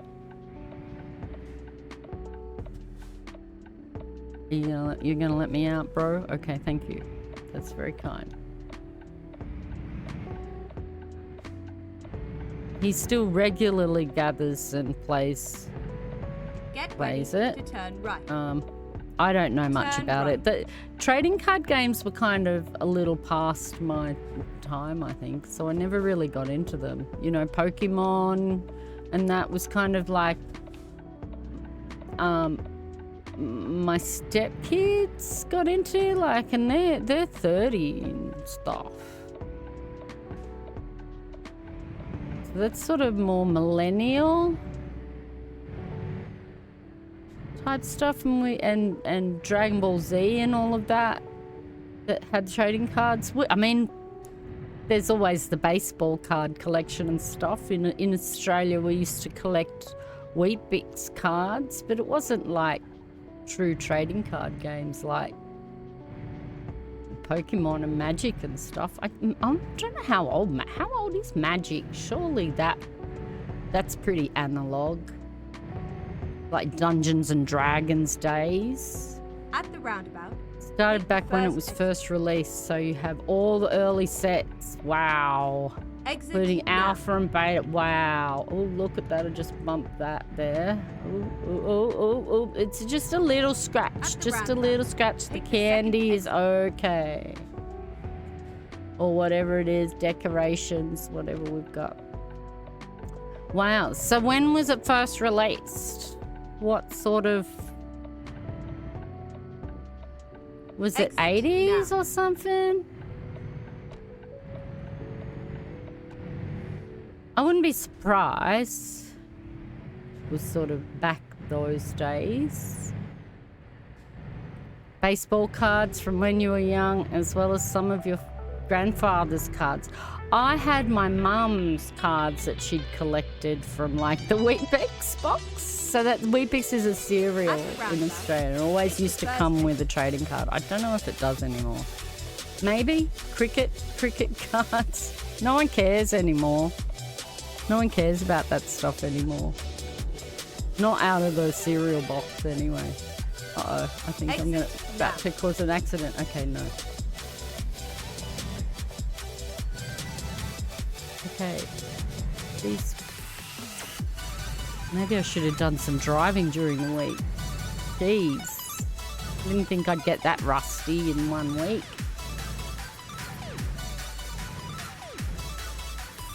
'90s for Magic. At the roundabout, take the second exit. Yeah, that sounds more like it. All that sort of stuff got second exit. All that sort of stuff got popular when I'd kind of had already. I just left school, and so I'd started hanging out, going partying, going to raves. You know, hanging out with the uni crowd, going to the pub. We weren't doing that sort of thing back then. Nowadays, apparently, kids don't really go to pubs and stuff much. That's what they're actually. There's been a huge resurgence in board games, especially since the pandemic.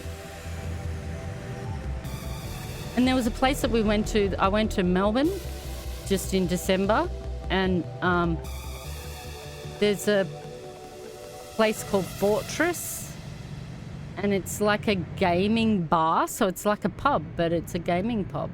And you can play board games, but you can also like hire a booth. Wait, am I in the right lane here?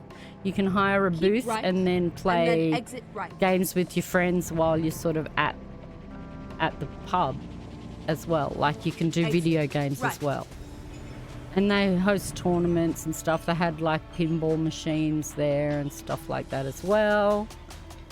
But yeah, that's what kids are looking for these days. They don't want to necessarily, they might want to go see a band, but they also want these sort of gaming options and stuff. They want to be entertained in that way. They're not looking really for drinking to be the main focus. And that's pretty cool, I think. And drugs. I don't think that they're all that interested. Kids these days are all on a health kick. They're all very, you know, I don't know. I don't know that all of them are, but that's what I'm witnessing, and that, you know, nerd is kind of cool. And yeah, doing nerdy things is more cool these days, you know? And like, because they weren't going to pubs, you got to find ways to get kids to go out. They won't meet anybody. Cinemas aren't popular. All the malls are shutting down because of Amazon. You got to have like board game nights and stuff. Get them to socialise.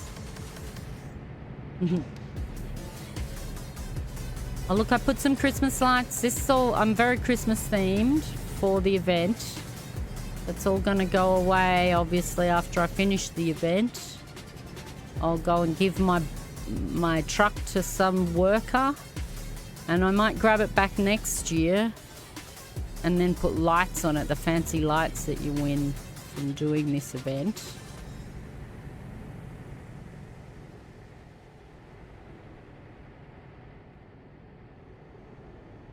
Why is it only 80? Why is it not 110? Or 90? Oop.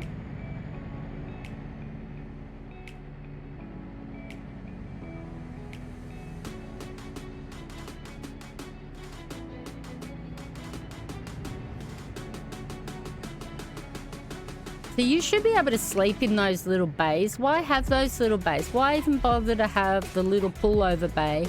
You should be able to like turn off your truck and sleep, I reckon. That would be fun. That would be cute. Oh, maybe they're not like sleeping bays. They're just emergency stop. Whatever. I still think sometimes they have these cute little spots and you can't sleep in them. Just from one card in the Magic Alpha, you could get 150k US for it. Wow, I wonder what my son-in-law's got. I don't know. He's got some framed and on the wall. I don't know. He's right into it, so. It's like Pokemon cards. You get the right Pokemon card and they're worth like thousands of dollars. That's wild. You're going to sell it and then like buy a house and then go like on holidays and all that sort of stuff. Or pay off your house loan with one card.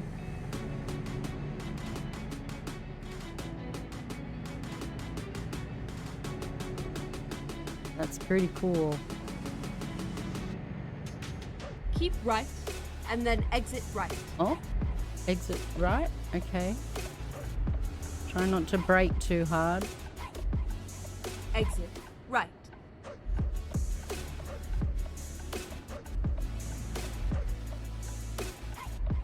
This is where it ends. This is where it ends. Okay. Here we go. Jake Paul bought an old Charizard for millions. Like, that's wild. Wow. And that's now like increased the economic market of like Pokemons. That's like I think the most expensive guitar that was sold was like what's his name? Kurt Cobain from Nirvana. They sold his guitar for $6 million and they were like, oh, that's amazing. What? One cardboard card, probably a foily, maybe not, of Charizard, millions of dollars. As much as a guitar owned by a famous person. Use the following key to stop the engine. Press that to my poor plant up here. I have to give it some water. It looks like it's dying already.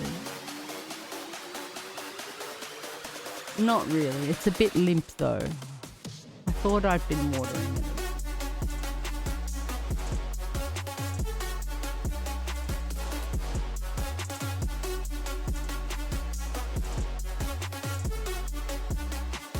If I don't give it to it when I see it, I will forget and then it will die. Okay. And let's put the high beams on. Okay. Parking brake. Let's go.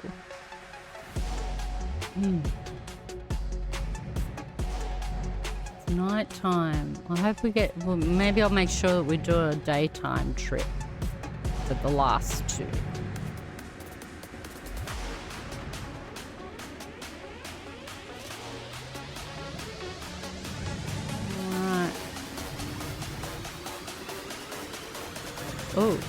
Oh.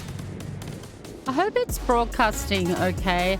I looked back at my stream last week and it seemed to, it wasn't just skipping like it kind of skips those frames every now and then. It was really choppy. So I hope that the broadcast is working better this week. It's possible there was some downloading going on or something last week. I don't know, but the stream did not broadcast as smoothly as I would have liked.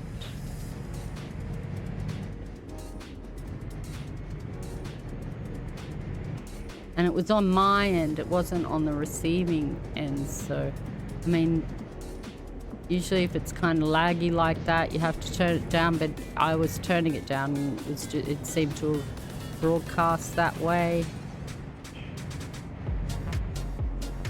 Hopefully fixed. Let's see, what else did I do over the holiday break? I went busking in Melbourne. Couldn't get my guitar amp working properly, so again I was sort of not very well heard and didn't do very well. Felt really demoralized.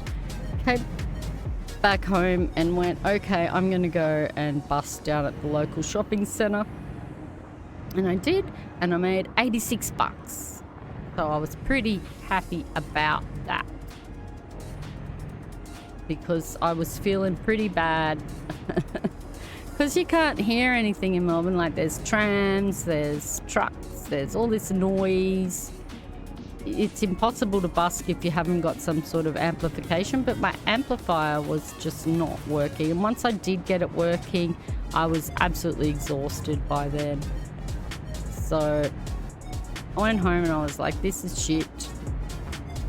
what am I going to do? I really, I need a boost. So I went back to an old busking spot, sat down there, and it was so good. And I just got so much encouragement from people and got a lot of drops, and it just made me feel good again, because I'd done 2 trips to Melbourne where it hadn't been successful. So now that I know how to get everything operational properly, I'm really kind of keen to go and try Melbourne again. But it is it's a huge, like the equipment's heavy and everything, and it's a huge sort of job to get there for it not to be successful. So I'm like, but I can't just keep hitting the same area here.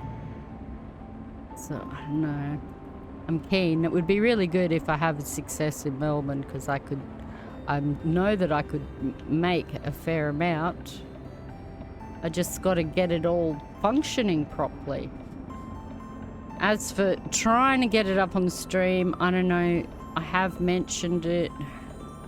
I got to a point where I was able to, I know that it will work with my mixer to like do busking practice on stream, but I'm kind of been thrown back to the beginning of the project again, because I've sort of lost how to do it, the knowledge of how to do it. So I've sort of got to start again on that learning curve, but at least I know it can be done. So one day I'll get there. Play it safe. We're doing this one.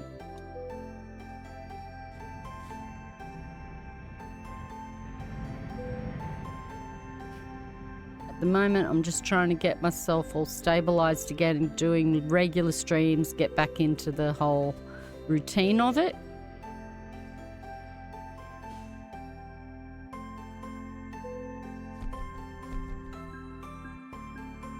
Woohoo! There we go. Level 20. I'm still not at level 25. Okay.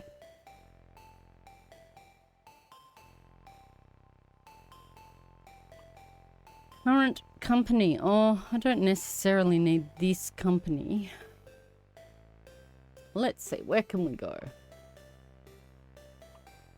I don't think it really matters if I go to places that have finished the stars, but I was trying to go for places that hadn't finished. Like, we've completed the community event, so but look, oh, Denmark, I would like to go there, and then maybe I could go to Sweden.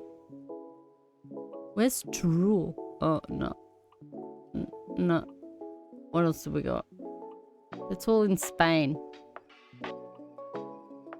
This one. I want this one. And it's going to somewhere that isn't quite completed. Okay. Begin delivery.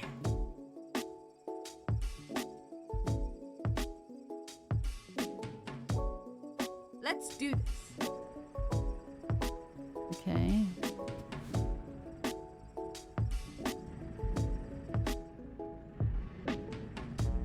I have to go somewhere other than the arts workshop next time. I think I've been here almost every delivery. Oh no, it's doing that again. This is wild. I have a clip of this on the channel. And now it's doing it again.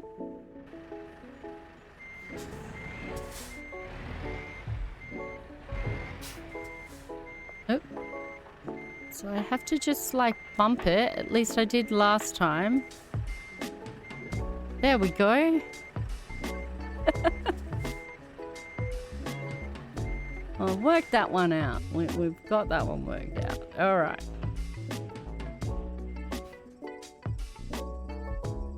Gift package was lost in yesterday's snowstorm. Okay. And so drive to it with your trailer, follow the route advisor instructions to collect it. Right. So Wait.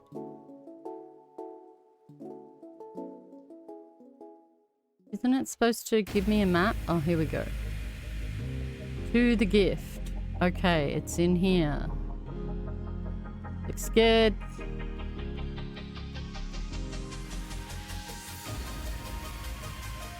Drive safe.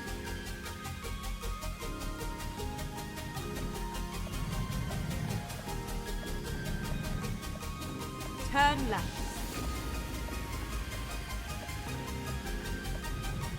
Got to see my mum, who I hadn't seen when I went to Melbourne. I got to see my mum, who I had not seen since before COVID, the year before COVID.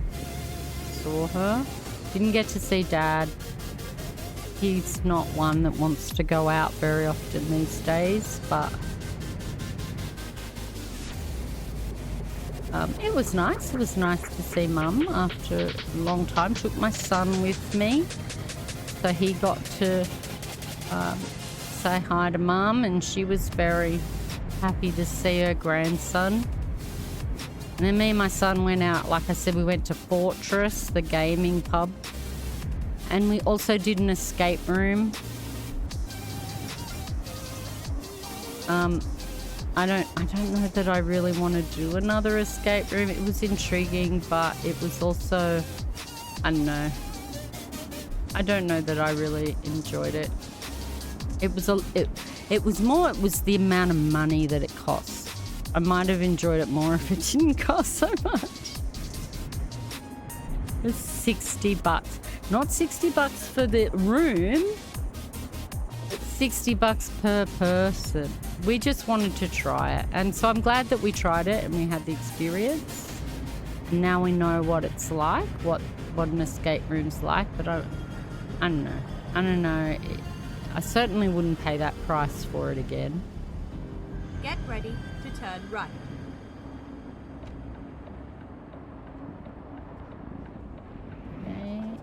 Why Turn did it right. turn off? There we go. Oh my, come on. I'm just touching. I just touched the brakes slightly. I feel like I need to turn them down. I like to have them turned up quite a bit so that they actually work properly.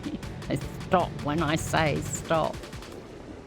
But I feel like maybe if I turn it down a little bit, it'll stop turning the truck off, because I think I did adjust it a little bit in American Truck, and maybe that's why I wasn't experiencing it as much. Turn right when you're not there yet, lady. Turn right. Oh, okay. Here. Okay. Turn left. Left. Right. Left. Into here.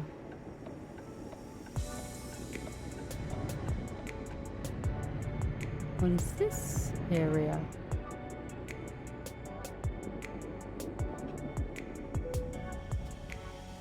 Stop the engine. Collect the lost cargo. Rudolph's Crafts Gifts. Okay, so will I get a prize? I want a prize for doing that. Stop.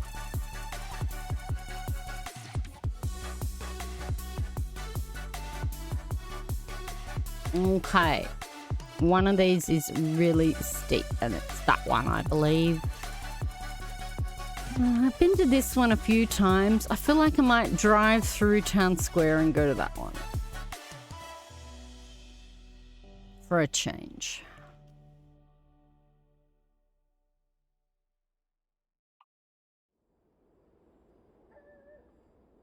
Time to hit the road.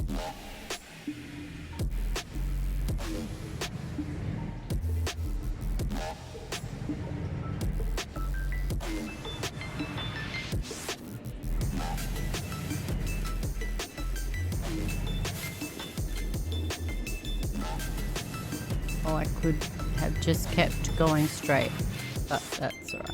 Get ready to turn right. Turn right.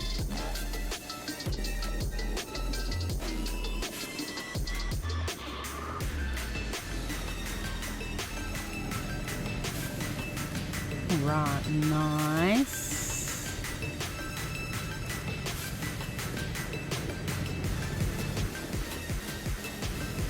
Oh, those fires, that was quite incredible. So yeah, I was watching some streamers yesterday morning. So I woke up and a couple of my favourite streamers were sort of sitting there waiting for evacuations and stuff, which never came. Two of them did evacuate. There was some wild stuff like Faye's, I think the Faye's house. Like we're getting an evacuation order and they were more interested, one of them was more interested in his haircut that he was getting. I don't know, there was a lot of streaming and fires all at the same time. You gotta get out when fires come, and they had like hurricane force winds. Some of the footage I saw of the winds like and the fires, it was just wow. Oh, look, a little ice rink. That's really cute. Yeah.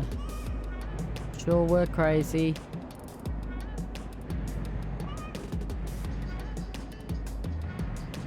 And then, like, they had, like, a helicopter or something that was flying around like it was one of the news choppers.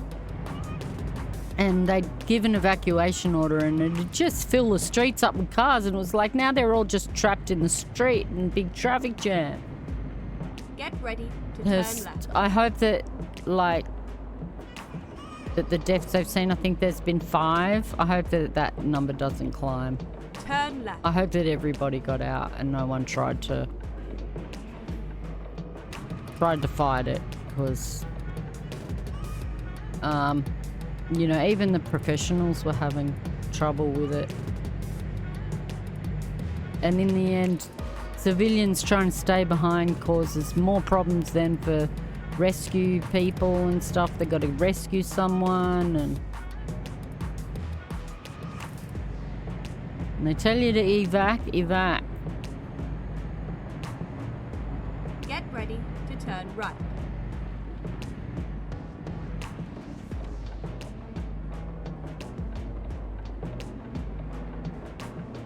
Turn right. I haven't been in a full-on fire. We've had fires around us where we live. Come on now. But the sky just glowed orange and all of that, and it was really smoky, and we needed masks. But it, like, it burned on a hill not far away, but it was never a danger really of like taking out the town, because it's a big town, so it sort of has all that clearance around it before you get to the turn left. My God, to the bushy areas, you know. There's little towns up in the hills that are always at risk. And there was that amazing footage back in 2019 with like Cobargo, and it was on the coast and all the people like ran into the ocean. We haven't seen any of that. So maybe those people hopefully like were evacuated from those areas.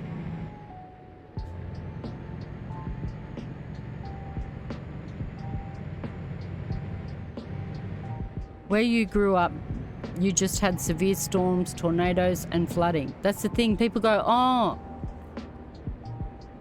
why do they live in like a fire zone or in an earthquake zone? Or why live in an area where there's regular tornadoes or where there's regular flooding? Turn right. Anywhere. We live on a planet. Anywhere you live is going to have something. You know, like we live in a sort of safe area where I am now, but I get those big storms. Like, I don't even need a flood. I just get a big storm that wipes out my house, like just water coming through the ceiling just from a big storm. Finding a new route. This doesn't matter. It doesn't matter where you live. There's always gonna. We also have had like little earthquakes here where I live, like You get earthquakes here. Where I came from in Queensland, yeah, there was like floods and what we call supercells. They're not really tornadoes. Okay. Parking brake engaged. Let's go. Let's go. And is this the right way? Whoa. Supercells, and they're basically they're tornadoes. Never mind. Supposed to I'll go the find a other new way. route. Let's reverse. Reverse. Why? Whatever. Ooh. It's not great.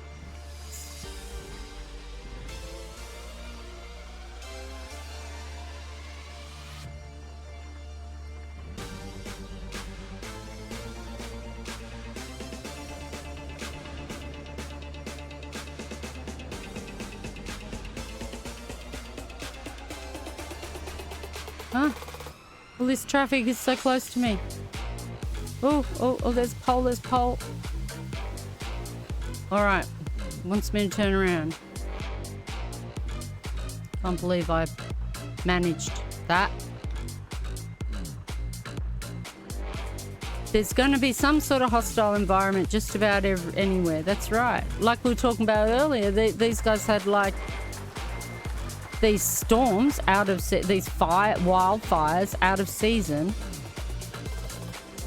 while on the other side of the country where horror is, it's like snowstorms, winter snowstorms, ice storms and shit. Anywhere you live, you live in the Mediterranean, Pompeii will wipe you out.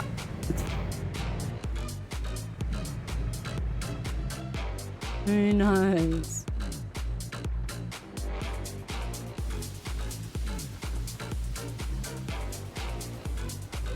Alright, let's set the cruise on. And we need to set the wipers on. Nice. Alright.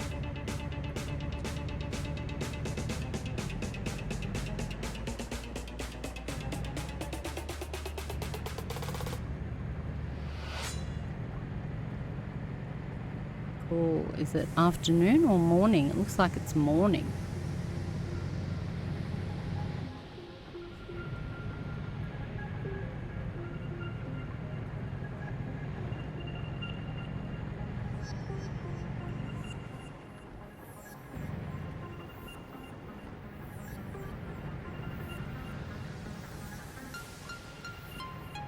It's nice. Nice morning drive, a light rain.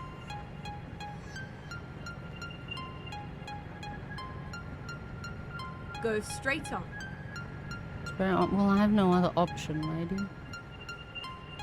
Oh, windmills.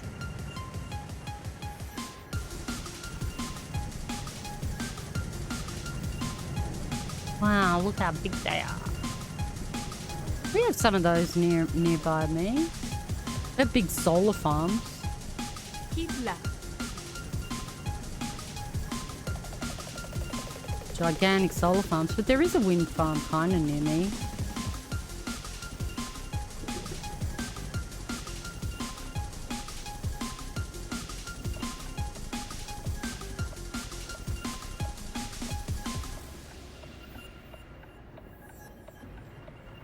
The solar farms are pretty cool. Exit Like left. they use them and they put like sheep, and then the sheep have shade.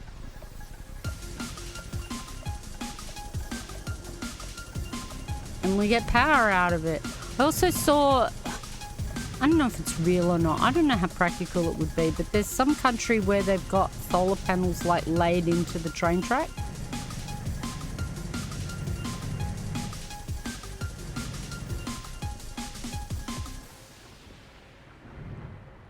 You haven't seen anything about ocean floor energy farms in years. Oh, okay. Neither have I.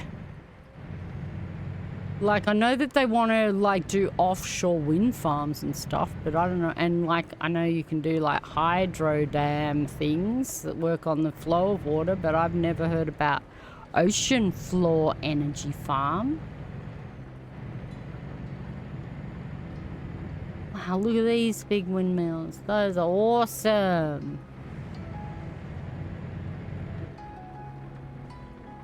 I don't even know what that would... What would that look like?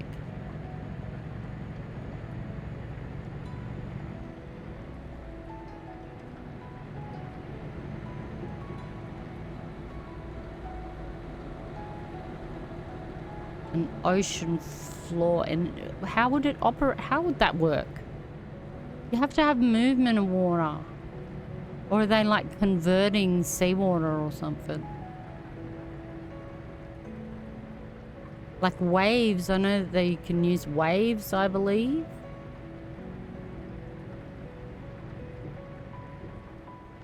Keep right, and then turn right. Right, right, okay, right.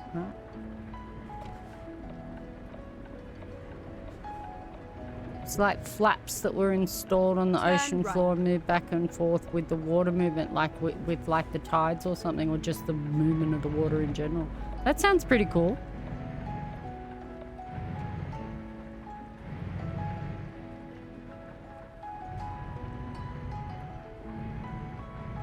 When the flaps move to generate electricity. That actually sounds really good. That sounds cool. Maybe there was some environmental impact that we're unaware of.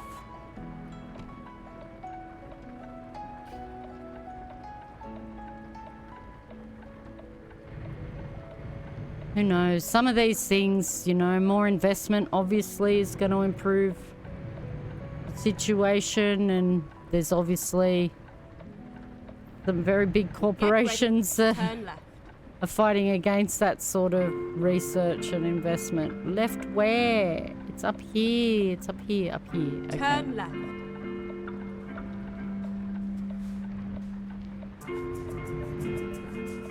Alright. It was a nice ride.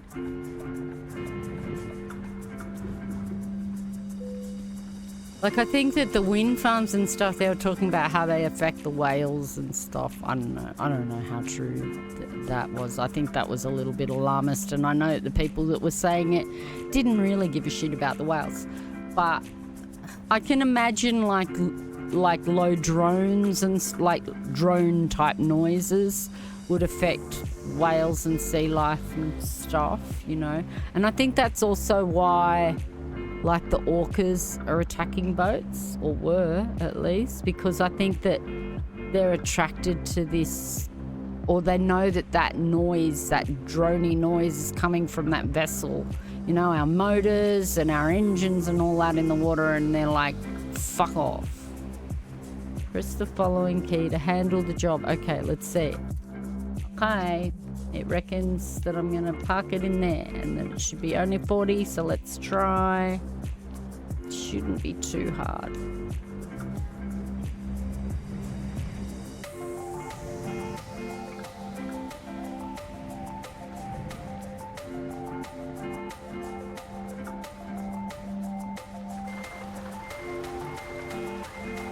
Need to swing it this way. Swing it a little.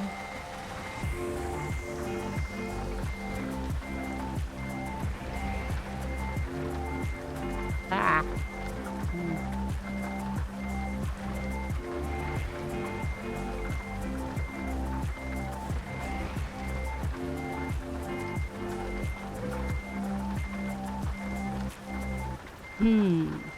Oh, what? I was going so well, and then I wasn't.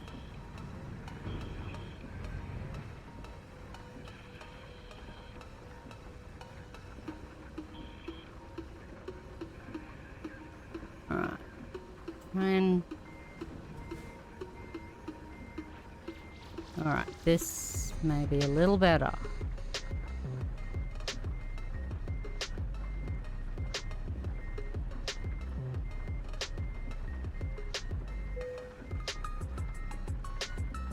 Oh.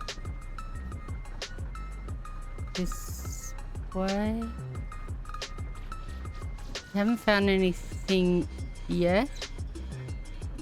completely friendly, just things that are possibly better.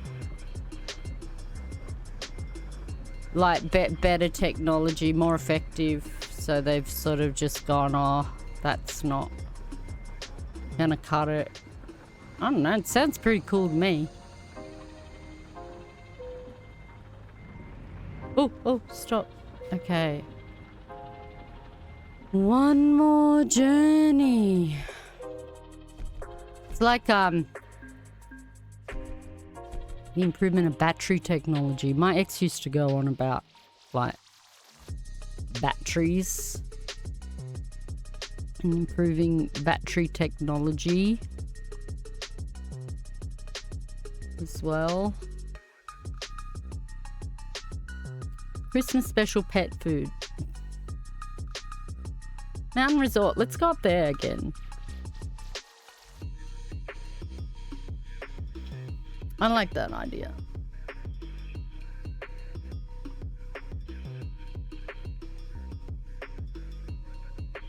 And of course I'll have to drive back out of there, even though I've only got the one delivery left to go.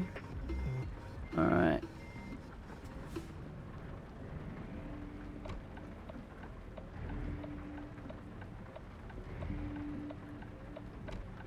We have a turn right. hydro scheme here in Australia that they it was like the 50s or something they built it, snowy hydro scheme. They're doing another one, and that's like a hydro thing, and you can connect to the electricity that comes from there, and we used to, but it was super expensive at that time because it was a like kind of private company, I guess. Now a lot of the other energy companies, ones owned by China and everything, they've all got their own renewable sort of input into the grid. So that's all improving. But we've had this snowy hydro scheme thing for, yeah, since the 50s. And they, you know, obviously they got it up where the snowy mountains are, so it catches the melt water and stuff. And there's a big dam, I believe. And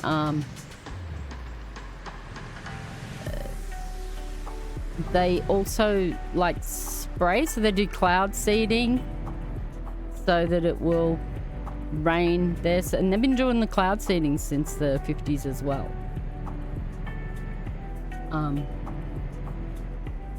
So that it will rain over the snowy hydro scheme in that area. So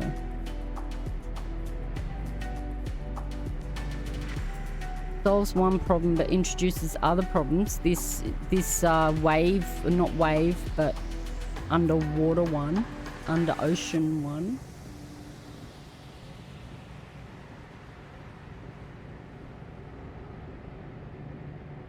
I mean, I think anything is same with like solar. You've got to dig the stuff out of the ground, but at least that, like, and they're conflict minerals too. But I guess at least they can be recycled and reused, and the output once it's made isn't dirty. You know, it's producing clean energy once it's made. Exit right. And you can recycle them and stuff, but we've really got any of the energy solutions, exactly.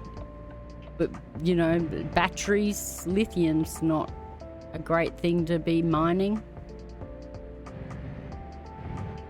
It's a really dirty mining sort of situation in itself. And the batteries can be quite dangerous, lithium batteries.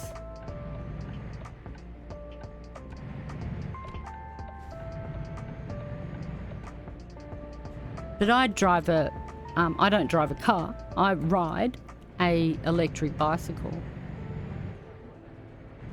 But we got a lot of super, like, I don't know, alarmist warnings, whatever, for a couple of years now about like house fires. Apparently house fires were up due to batteries, like these batteries people charging them in their house, and we've got ours in our house because I can't put it outside in the garage. It'd be more exposed to elements.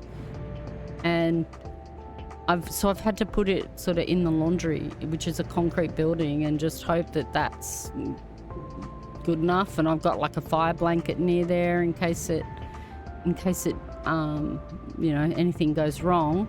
They're certified. They say it's like cheap batteries that do it, but like that's kind of scary, you know.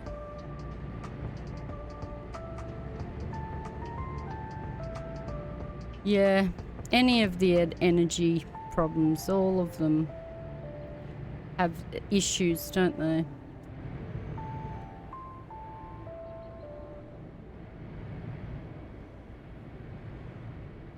And I guess that's also part of the fact that we live on a planet and we can't really dispose of anything anywhere else. Like, we can chuck it out in space and have it burn up in the atmosphere. I can't imagine that that would be good over time either, if you were to like chuck things up and let that all sort of fall back down on the planet. I don't know. I'm not a scientist. Something going on up ahead. This guy's gonna let me go out. Oh, it's just a red light. Go straight on.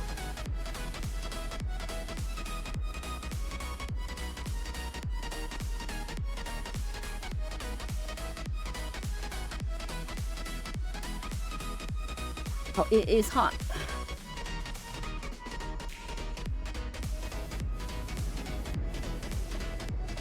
Looks like I need to change lanes again.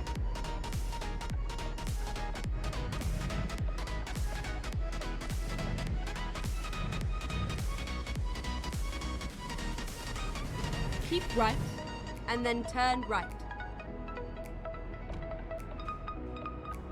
Turn right.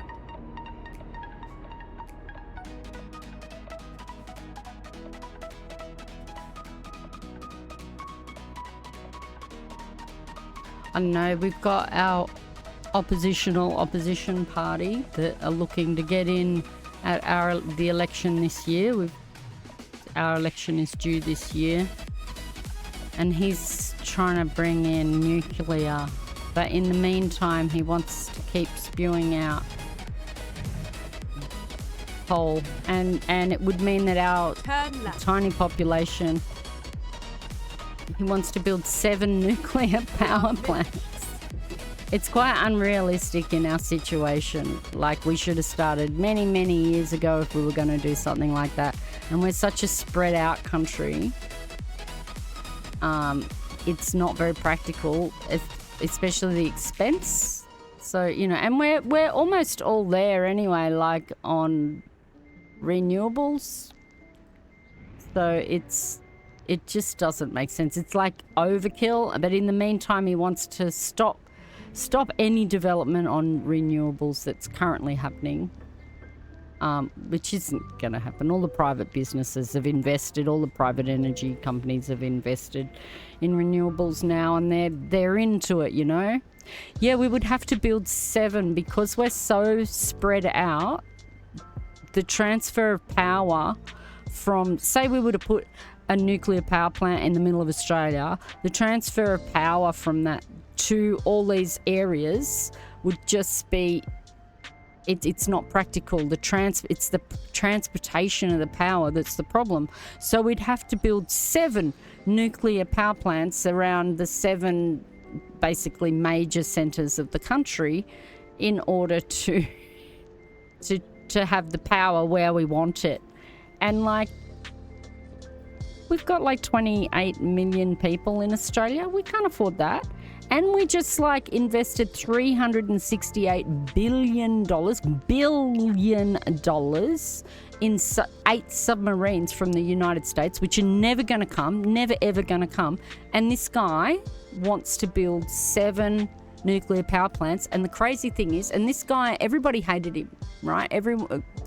But now, because of all the Murdoch media and all that sort of the right-wing push and everything, there are people that are seriously saying, yes, we like this guy and we want him to be to be in our, like, we want him to be our Prime Minister. It's insane. And he's just put forward this completely ridiculous plan just to be oppositional, just to pick something that isn't what the other parties are proposing, basically. And because his friends are a big energy, you know, coal producers, we dig out more gas and supply the rest of the world with more gas, like gas, natural gas apparently, than anywhere else.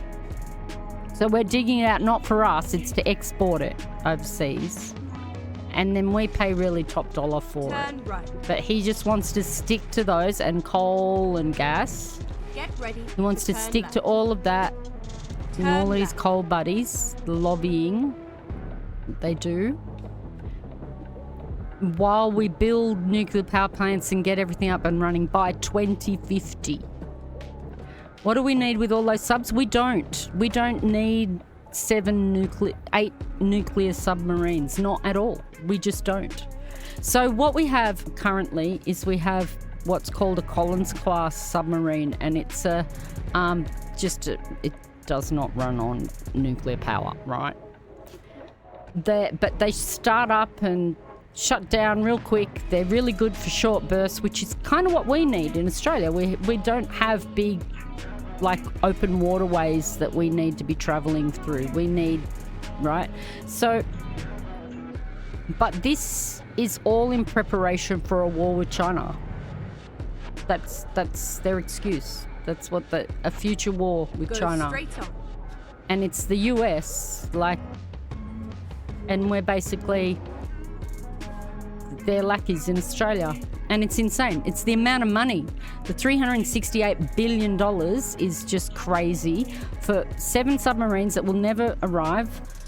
They're going to be, like, we don't have even the people that can man our current submarine fleet. So we're trying to replace our old submarines because they're old. But we had a deal with France and they were going to build us some, and then our crappy Prime Minister at the time, well, they've all been pretty crappy, but he's like the Conservative Party. They backed out of it and, like, sort of betrayed France on the whole deal, and then got into this deal with the US and the UK called AUKUS, and then the UK are going to build some, the US are going to build some, but there's all these other concerns around it, like the US president can only give us those subs if it means that they won't miss out on subs, and they're already in a backlog, so they're never going to approve giving us any of the subs that they build because they're already backlogged.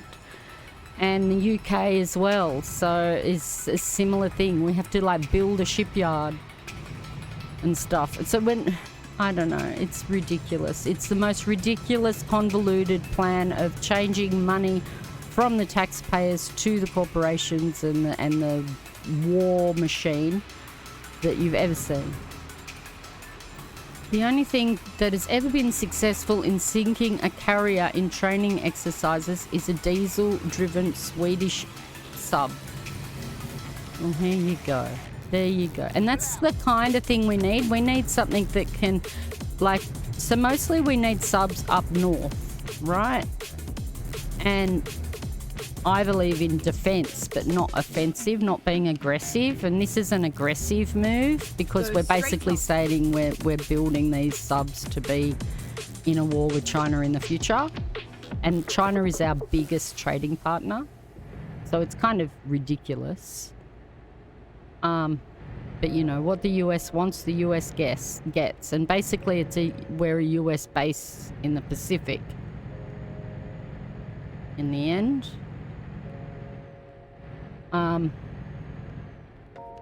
But these nuclear subs, by the time they power up enough to sort of move, we would need to power it down. That's just the area in which we use submarines. Like, this is so completely impractical. It's just crazy. If you look at the north of Australia, you've got all those, like, Indonesian islands and all of that sort of stuff. We need things that are quick and easy to power up and maneuver, that maneuver easily, that power on and power off easily. You know, none of this describes the nucleus. And we don't have the manpower to drive it either. So it's going to be interesting. It's going to be interesting. I don't know. I'm kind of crossing my fingers that one of the good things that might come out of Trump is that he might cancel it, because he's so aggressive towards his allies. I'm just hoping that it'll be like, nah, we can't afford to get those subs away. We need those subs for ourselves. I'm sick of protecting Australia. And that he backs out of it. That would be our saving grace. I believe that would be a really good thing if we could get that out of Trump.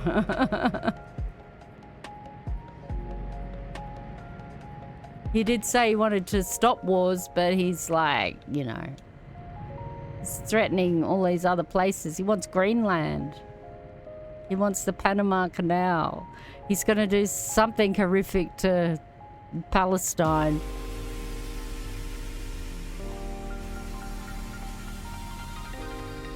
And he thinks he's going to pressure Canada into giving itself over.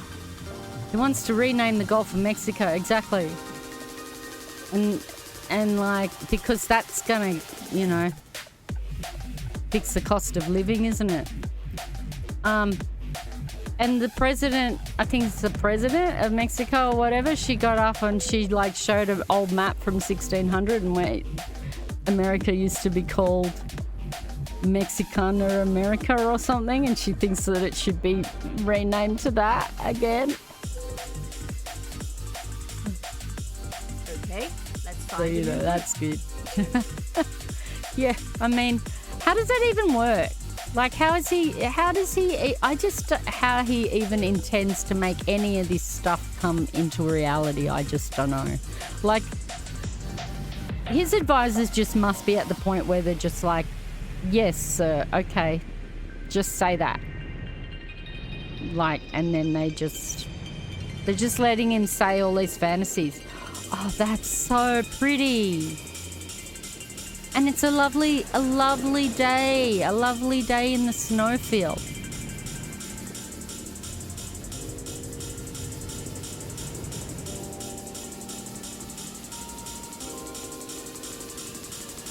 Oh, so pretty. Oh, wow. Oh.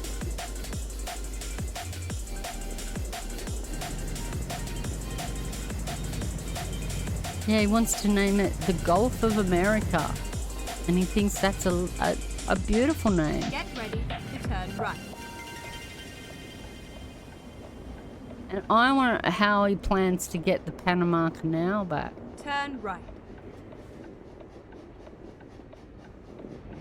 So, look, we've just got to survive. 4 years. It's just 4 years. And then we can get back to fighting climate change. Maybe. If we survive. Oh, look at these little huts.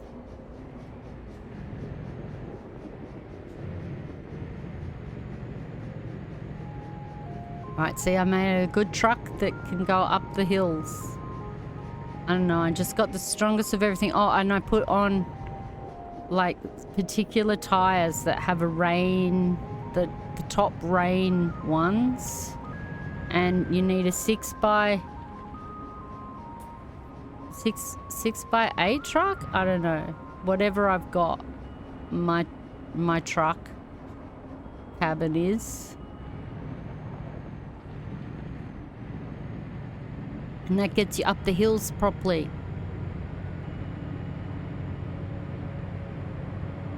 Wow, this is awesome. Get ready to turn right. Right. Okay. Wait, I thought I went down that other road the other day. I thought I went down there the other day, down that one.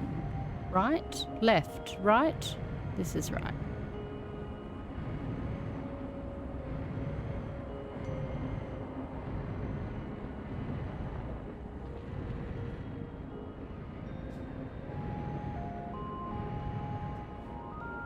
Super pretty.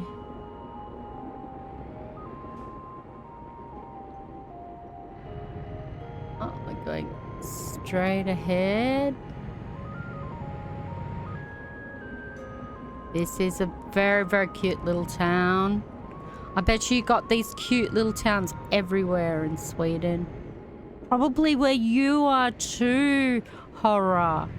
Bet you it looks like this as well. Does it have the cute little buildings though? Cute little European buildings?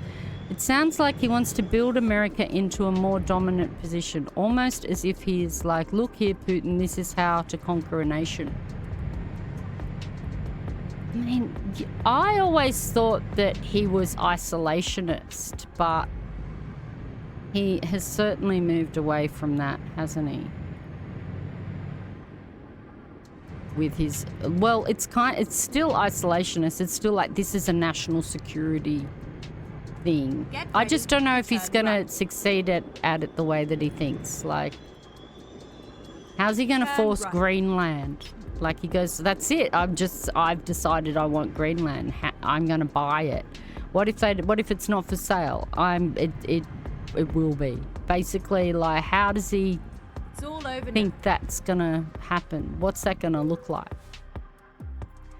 All right, playing it safe. Yep, confirm. All right. And since it's daylight, we might go up the hill that it says I haven't gone up. I'm pretty sure I went up it last year.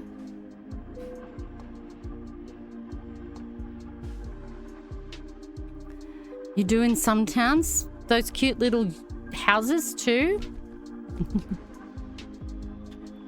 Wouldn't matter, they'd be cute because they'd just have like the snow on the top. Oh, that'd be so cute.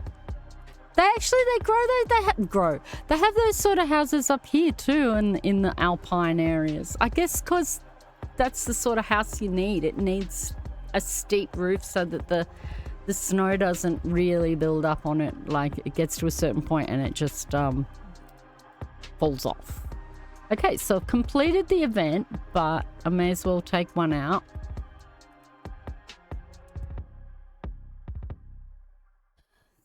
So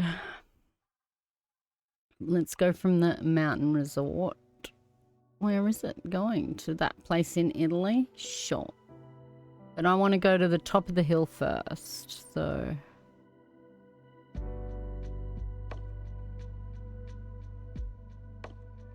Okay, my progress is not syncing. Oh, here we go. Let's do this.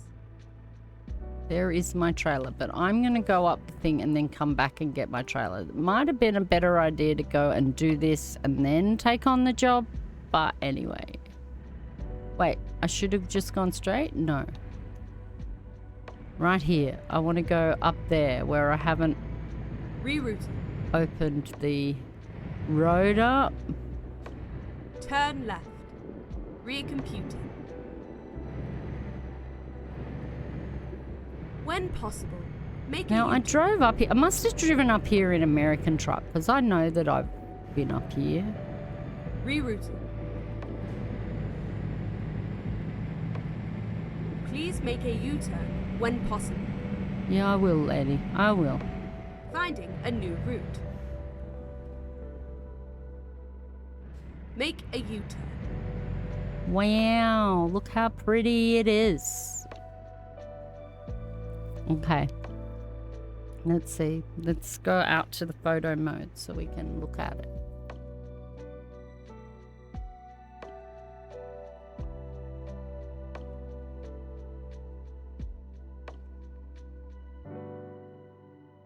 Looks pretty. We need to have the Christmas things on the side. Didn't make a photograph noise. Wow.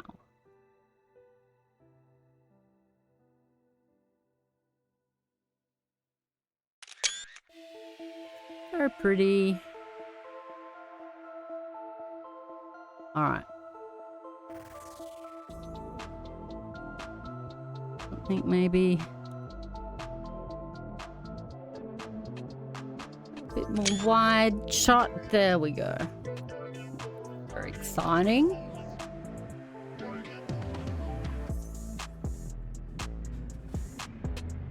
down and pick up the load.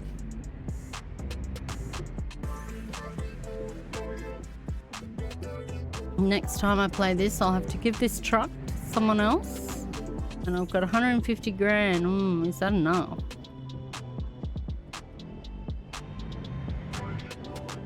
To buy a new truck.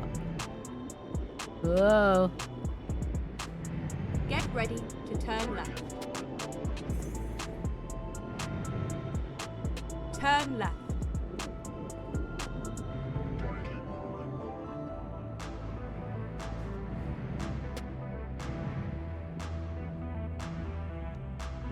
Well, here we are, safe and sound.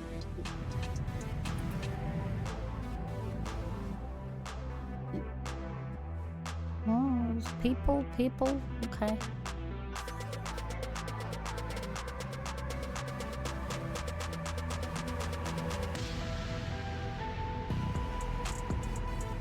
I'm just getting myself into position properly. I know that seems to be a long way. It was sliding a bit. It wasn't really being very responsive.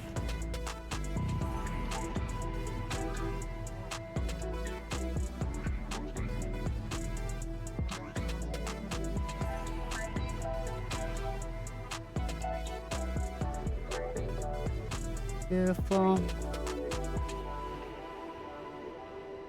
Hey.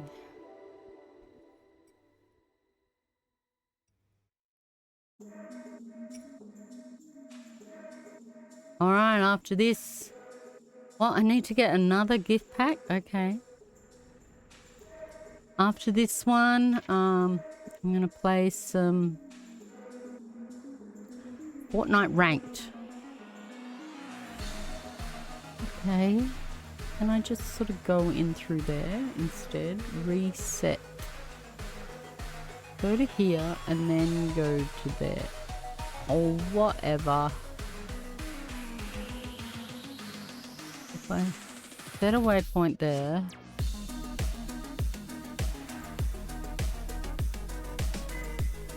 Calculating route.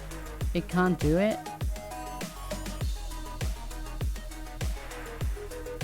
Really that confused? There we go. Time to get the job done.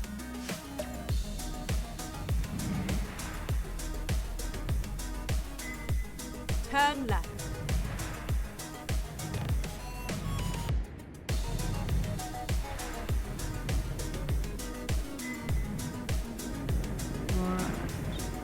Oh, and I'm not sure if you noted horror and nightmare as well. I have changed my start time for my stream. So a little bit later, same day for now, but a little bit later. It seems to be working out well for me. It's a little less stressful to be ready. It's still kind of business hours at 5 o'clock, which is when I had my stream last. Get ready to turn right.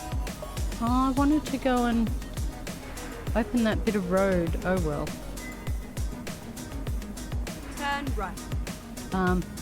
So it started a little bit later after sort of business hours are all past and everything. And hopefully when I get some work, it won't like clash with work times, and it'll also be a time when I'm wanting to wind down. And I also want to try and just reduce my stream time a little bit, because I was getting up to 8-hour streams, and that was, yeah. Whereas this should make me tired a little earlier, and then I would be more likely to end. And yeah, once I get more into the routine and I've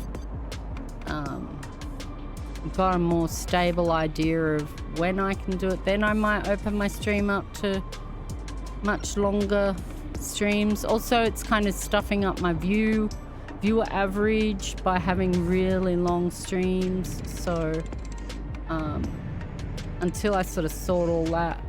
But I really like the 7 o'clock start for me. It's quite nice. I feel like I'm relaxed enough by then.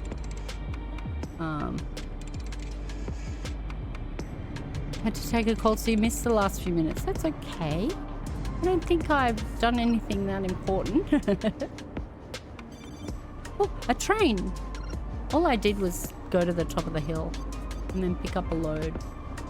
Train. I don't think I've seen the train here in the... Oh, no, we've gone too far. We can't see the train.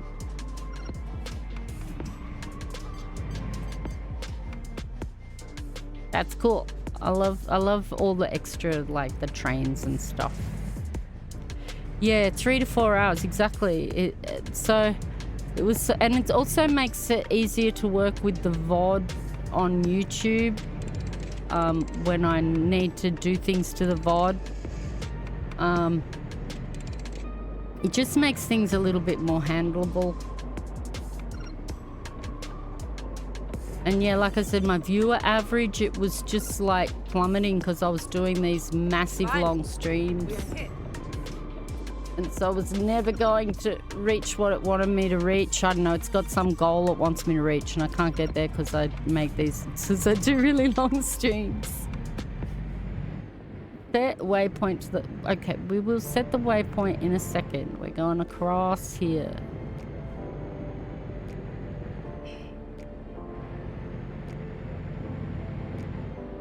Maybe I don't need to set the waypoint and just go there.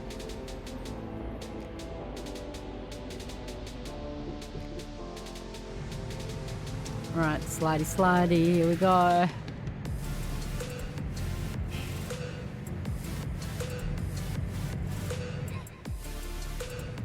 You like the Easter egg that is here in Winterland? Yeah, this is where I take my season photo. I already took one for this year, so next year I'll come back here again and I'll have all the lights added and then come in here and find the little Christmas tree wherever it is, like down there or something. I don't know. I find a Christmas tree and take photos on this icy lake here. Oh, we have to slow down a little. Here it is. Stop the engine. Collect the gift. Okay, set waypoint to desired portal. Well, that'll be up there, won't it? Drive safe.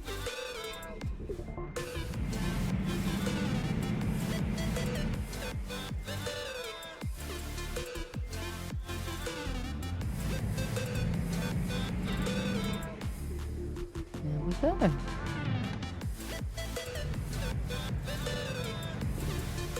Oh, that was a bit of a rough exit. Okay. We're back on the road again.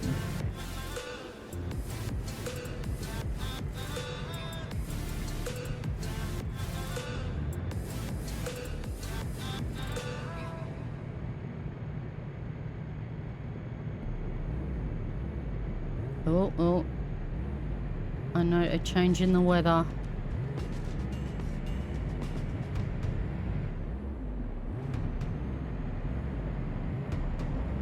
Looks like we're getting out of Winter Wonderland. Get ready. At just the right time. Ooh. Slow the truck, don't Turn right. do this crazy braking thing. Okay.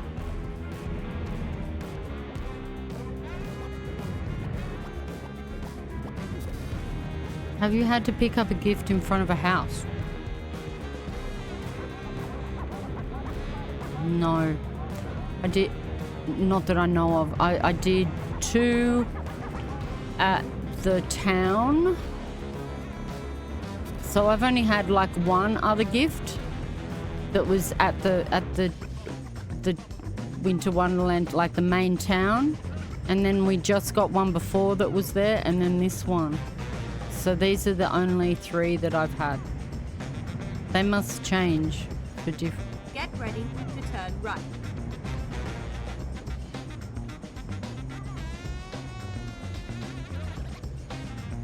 Turn right.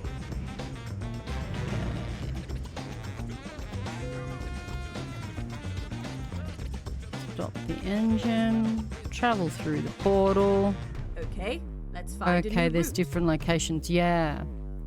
Yeah, that's, I've assumed that because someone else had said something that made me think, oh, they've had different ones to me. Okay, we're not resting, but I want to go out of here the right way this time. Time to hit the brake. Parking brake engaged. Let's go. Which way? Show me the map. Okay. Nice. I like that it fills the tank and gives you rest.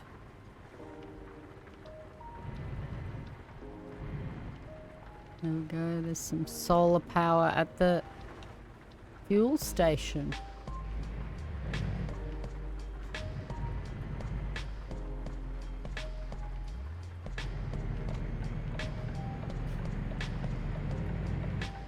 All right. Oh.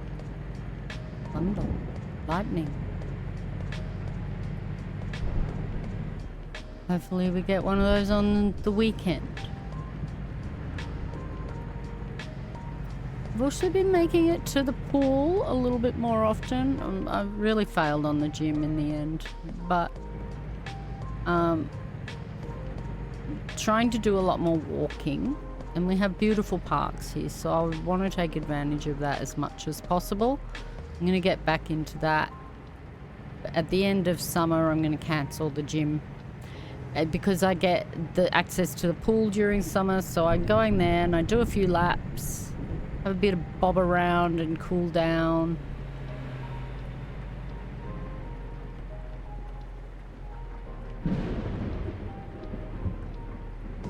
But after that, once that's done, I'm not gonna bother staying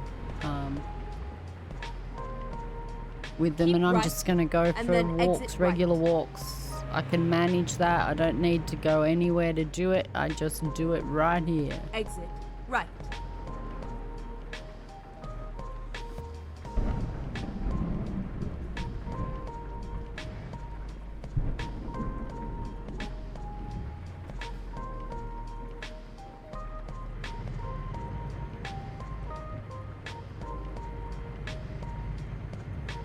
And because I'm not going to gym, it's sort of making me feel bad about it, you know, like I'm not doing what I'm supposed to do, and I don't want that feeling. I don't need to be like feeling like I'm failing.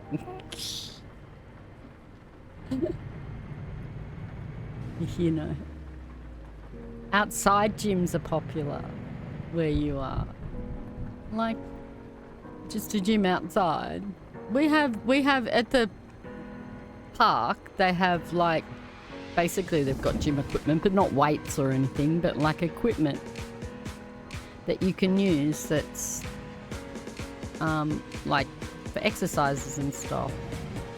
They sort of have a weight machine thing, one of the parks. $0 toll. Awesome. But not like traditional gym equipment. Jeez, coming close there, buddy. Sort of rowing machines and different sort of things like that they have at the park. At the roundabout. Chin-up machines. Machines.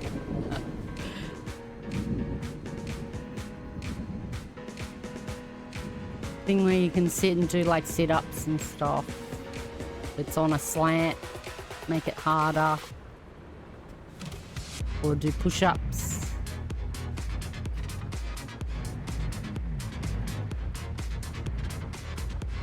You hear my game and you think it's yours.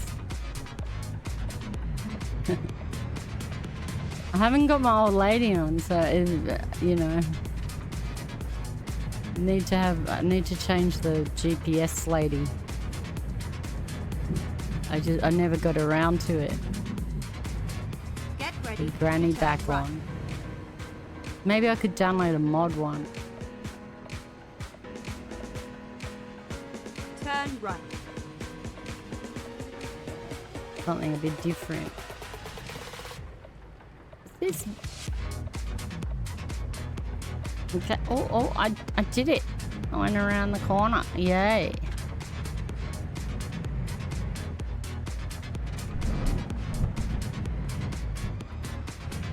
I was in a conversation last week, oh my god, with Lyndon SG Live, and we're talking about like the roundabouts. There's like really unusual roundabouts. They post them in city skylines and stuff. They make like real roundabouts and crazy roundabouts, stuff like that. Right. And there's a couple of crazy roundabouts in Europe, and wondering whether they're in here, but it doesn't seem like they are. Turn right. In the game. Like I looked it up. But there is one where there's like a roundabout inside a mountain, and that is in the game. Okay, this truck, let it go past first. You're a fire truck. You should go first.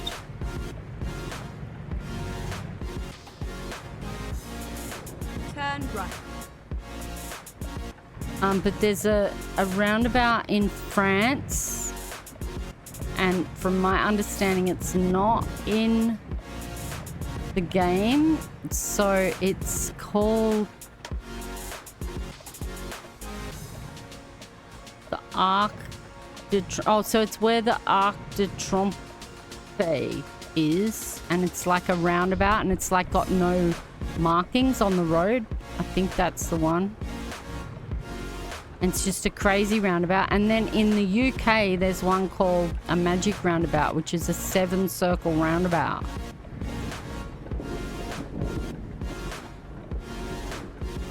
That I don't think that's in this game either. Oh my gosh. Come on. I keep crashing into the barriers. I'm really not doing good today. Come on. I've actually been driving really well lately, but today is just shocking. I'm not paying attention at all.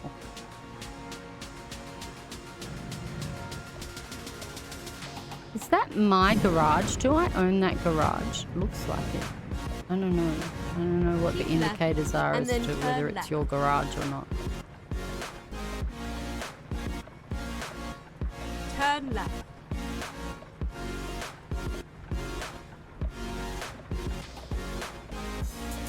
Goodness me. I have got to have damaged my truck a bit, and I have to have, if it's brown or green. Get ready to turn left. Turn left and then turn right. I'll have to have a look on the map.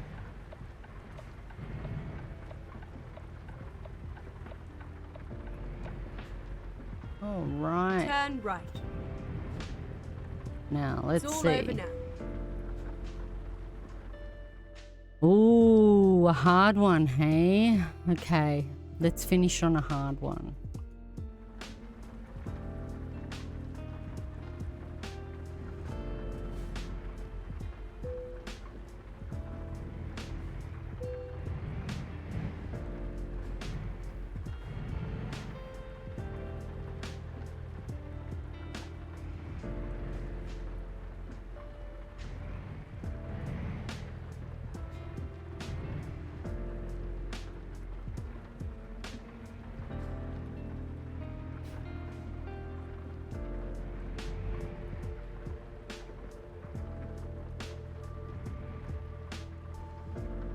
What are the chances of this working?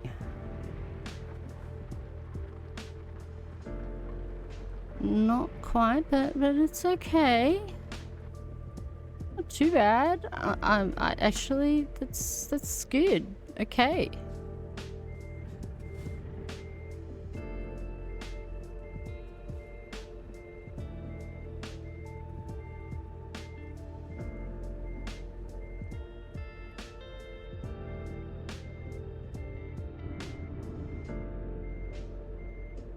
Look at that. First try. Nice. Parking challenge, 19 out of 20. So close. So close on the parking challenge. Thank you. Thank you. Okay.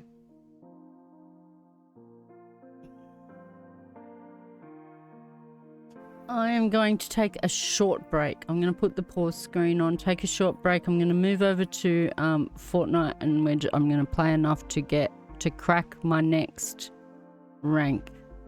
That's the aim. So let's...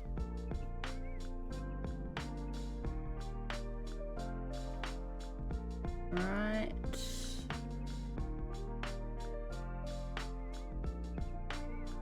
Okay, so I'm going to move over to the pause screen, and I'll be back in a short moment. I'm going to go and top my drink up and, just have a quick go to the bathroom, whatever. See you soon.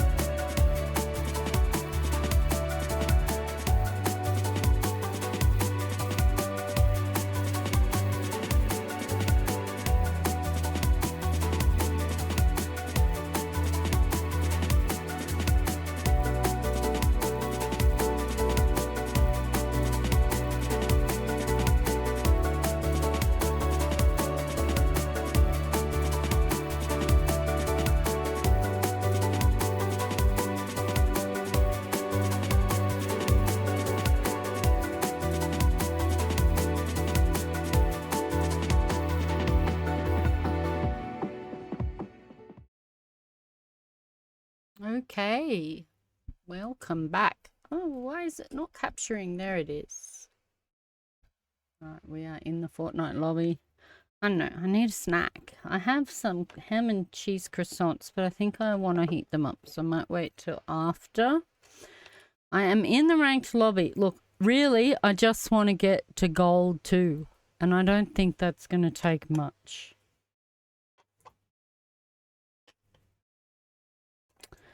That's tonight. I just want to get to gold 2.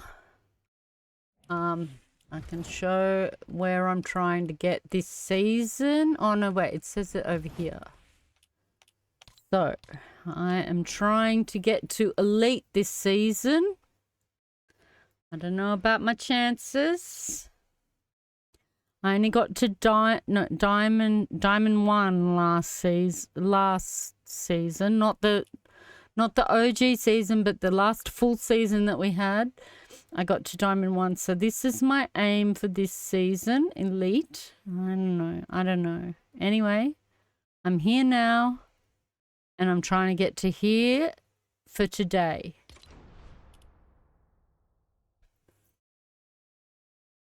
So, I'm in ranked. There's no music because I have it turned off. Okay, and the shop isn't all that exciting to me this week. We've got, and I think we're getting an update in a couple of days, and then we're going to have Hatsune Miku as the music pass, but this shop for me has been a little bit lackluster. We've got Rick and Morty back. Oh, well, there's no Rick. Rick's in from a battle pass. Got Morty. The Queen, oh, I don't know. There we go. We need to do that to look at the skins themselves. Here's Morty. And Mr. Meeseeks. Shaq was in here for, he's been around for a while now. What are these guys? Dragon Ball. These guys are Dragon Ball. Look at his feet. Funny feet. I'm not a fan. I mean, like we were talking about earlier, it's kind of been, this was kind of like after my, I'm Gen X. This is more millennial, You haven't been in Fortnite in a minute. You've gotten into Marvel Rivals. A lot of people. I watched it. I watched Hassan play it, and I was like, okay, because my son was like, Mum, you got to check out Marvel Rivals. And, it comes over the opening screen, and it's like, oh, that looks like Fortnite, and the way that they sort of, the skins kind of have that feel as well, but it's not, the gameplay is just, there's just so much happening. There is so much going on. Like, it's quite overwhelming. So, yeah. It's not my style. Your daughter is doing Waiting for Hatsune Miku. Yes, her favorite. She's several big glass cases full of figurines and all sorts of different other items. Yeah, my second oldest daughter has a number of figurines, but her and one of my triplet daughters went to see Hatsune in Melbourne in November, whenever she was here. Hatsune came here. And so they went and they saw her, and then they found out that she was going to be in Fortnite because there was supposed to be some other band called New Jeans, and that got cancelled. And now it's Fortnite. She's going to be in Fortnite. So they're all keen. They're all hanging out to play. That's on the 14th of January. Hatsune's supposed to come. It's a lot like Overwatch. Right.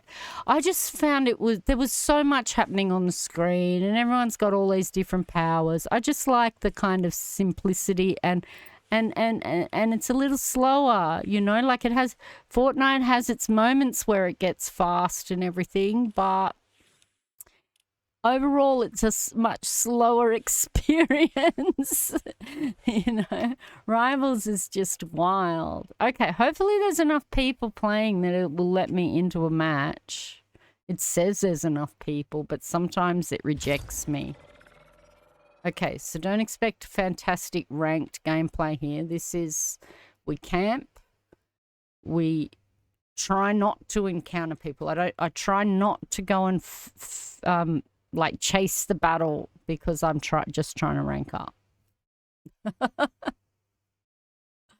I did play an OG and I got the umbrella for OG, so I was really, really happy about that. But it was while my computer wasn't set up and I was playing in the lounge room, and so I didn't manage to record it. So I'm like really bummed about it because it was a real match against a real person, and I won. And there was building. I like builded. I actually built something and fought properly, and it was really good. There's a lot of action in reload. Reload. Which one's reload? There's also this ballistic thing. I haven't tried ballistic. Ranked reload. Wait. So wait, what's the difference between reload? Isn't that on an OG map?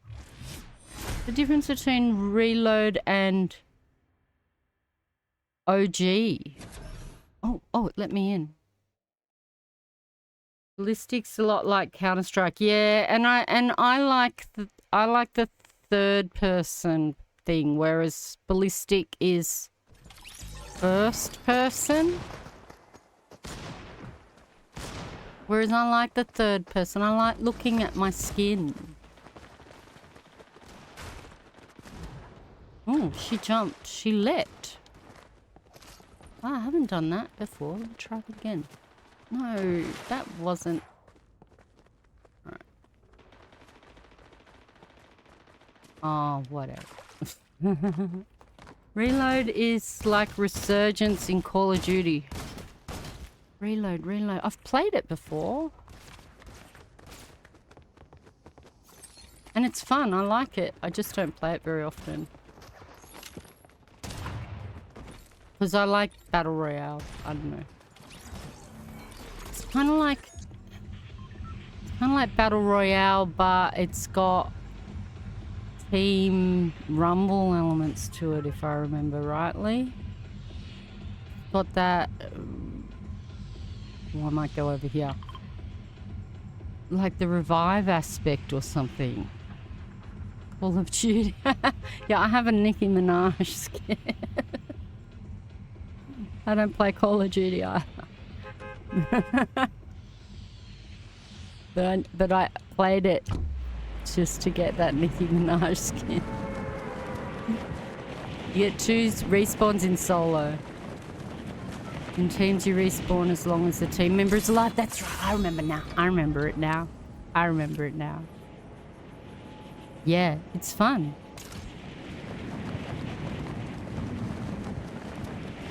I don't really have people that play it with me. My friend comes on the weekends sometimes. And he prefers to play just Battle Royale, you know?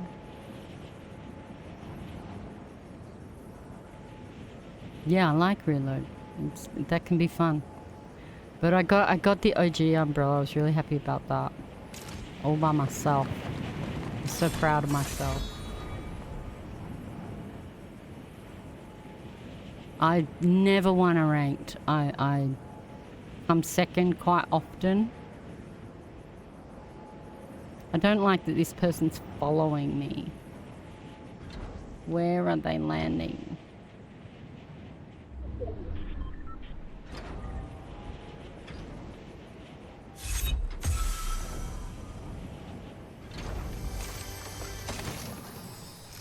Oh, still Christmas present?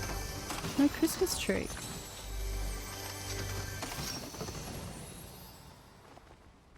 Oh.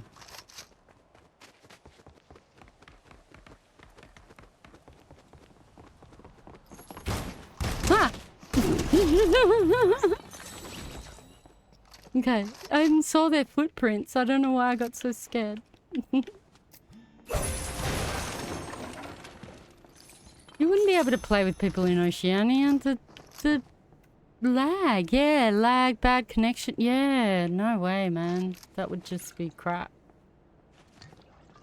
I have a friend that plays with me on my service from America, and I'm just like, I wouldn't be able to put up with that. That sort of lag. Not a chance. I kind of want that, but I also... yeah, okay. I want that. I guess I could splash myself and then keep the med kit. I like splashies.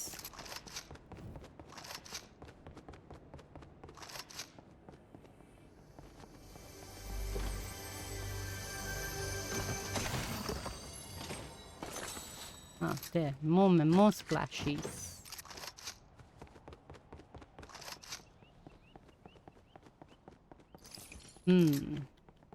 Oh, it's a furious soul.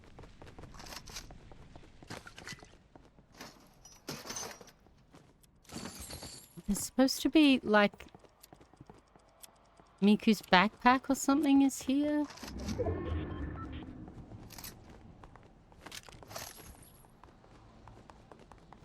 You try to keep splashes. Yeah, they're great to have in a pinch. Exactly, exactly. The best healing. The slurp jar thing too is pretty good. One that heals you slowly over time. Where it's here somewhere. No?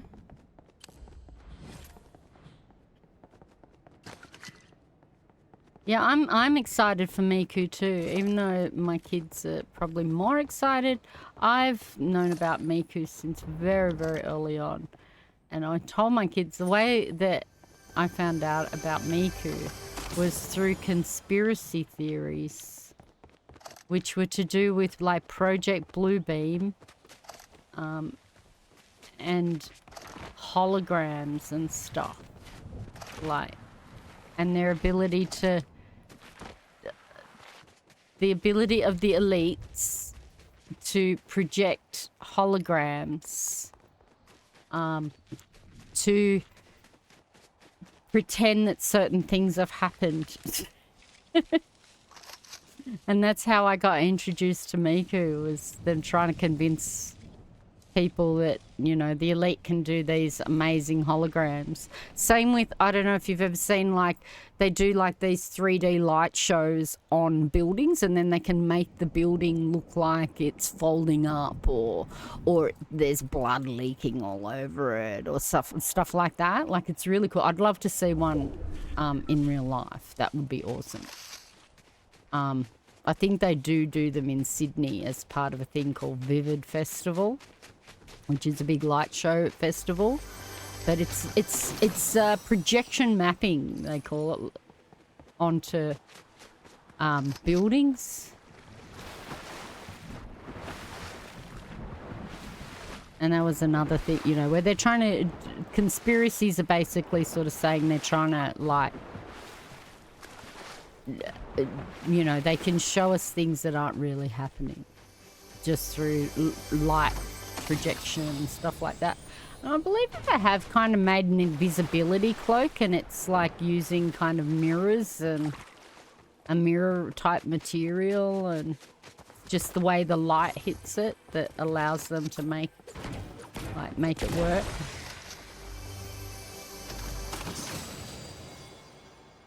A Ranger assault? I didn't even know. When did that end up? Oh, I'd like to go get the radio tower, but I'm a bit concerned about making a lot of noise. I'm right on the edge. I don't think anybody's around.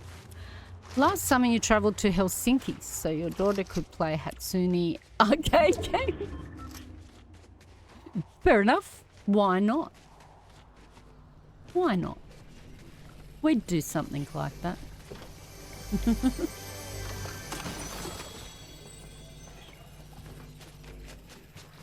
That's cool.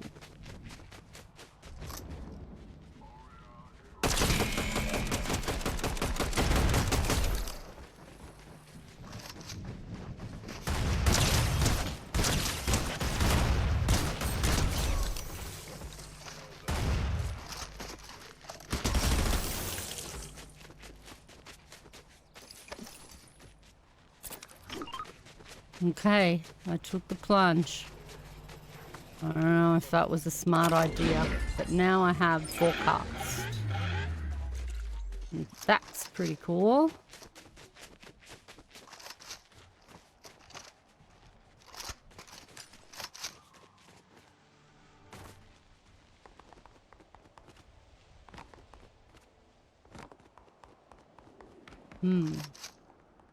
Where's the shrine? There. No, no.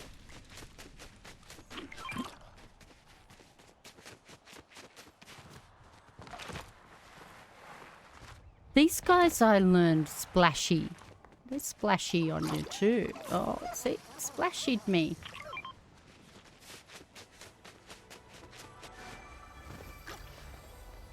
Return the stripes.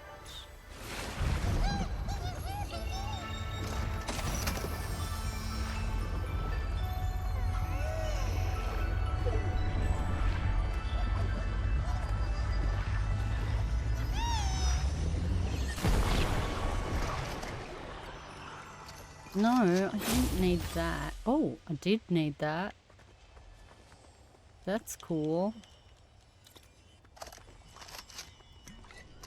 But let's go back down here and get the clingers I dropped.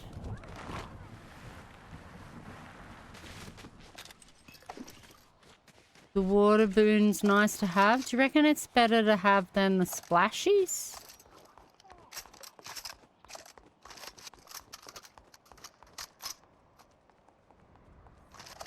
Oh, the boon is what the thing I picked up. What about this guy? I think he's better than a splashy.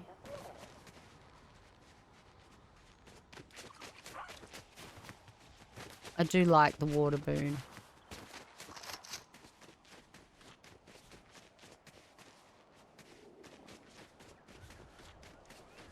If I go up here.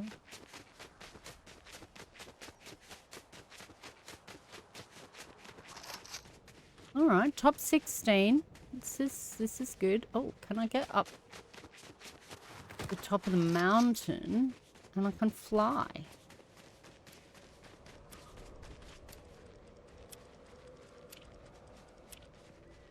I'll wait for the snow to melt. I like a little bit, not a lot. It's too much. Too much. Oh, wait a minute. Has it melted a bit? No. Yeah.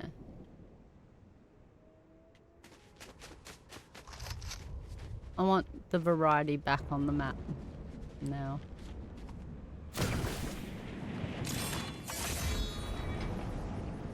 Okay. Where to go? Maybe over to this little house? You gotta pick up the boon and it's passive. Yeah, the boon. Yeah, I did. I did pick it up, yeah. But you can carry those little splashy dudes and they're kind of good, but I don't know if they're limited, like the amount of times that you can. I haven't experimented enough with them. I know that there's like a timer on them.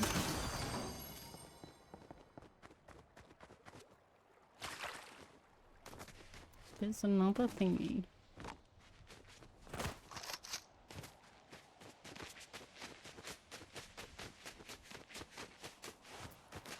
15. And I killed someone. Surely that's enough already to crack to what? Gold 2 I want? I'm going up there. There's another bouncy. There's a person. Okay, that was not great, was it? Wow.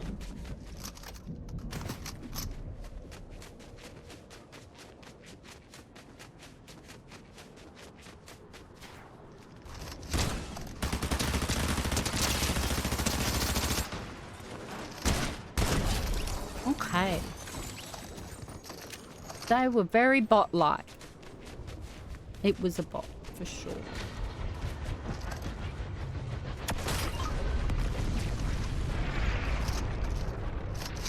Oh.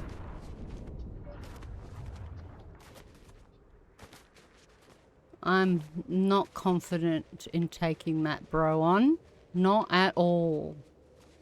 Maybe I could go on the train.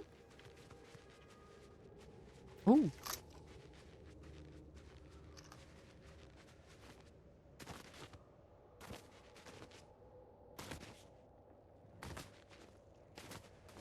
Look at that.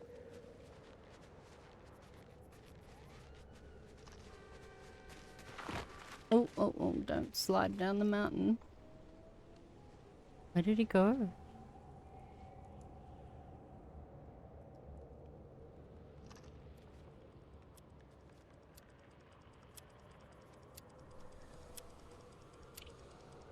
Alright, it doesn't look like there's anyone coming behind. Wait. Okay. Apparently there's no aim assist for controller or on PC. So, I mean, it took me a long time to get any sort of kills on PC on a controller when it had aim assist, and now they've taken it away.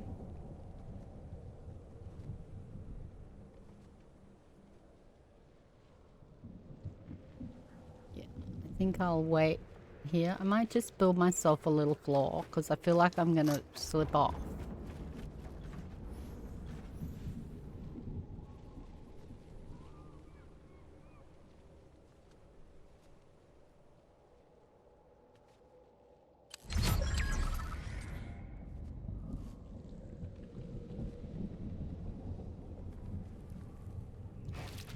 Could even like build it a little fence.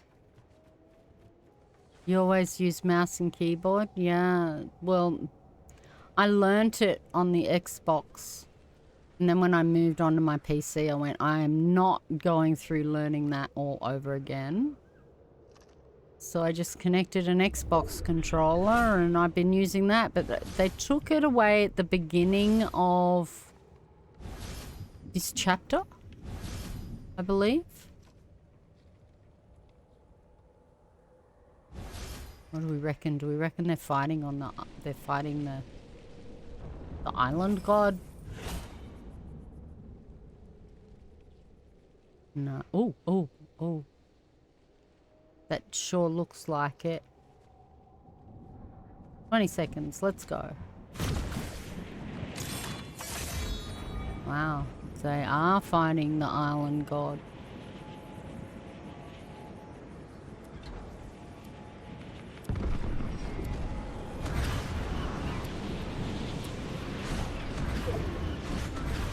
There they are. Did they finish fighting the island god?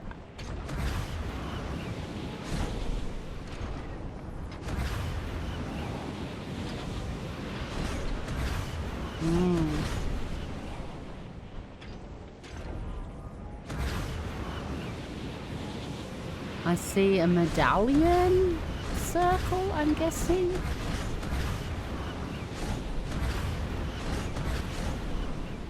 Alright.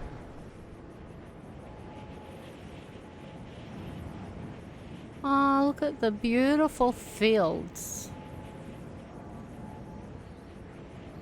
I do not know where I'm going.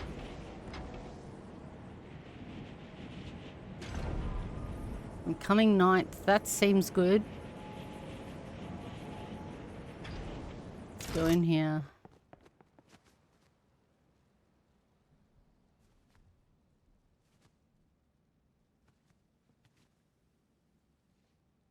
Make sure everything's loaded. Nice. Are you sure that person's got the super weapons that I do not have? What? I have to move?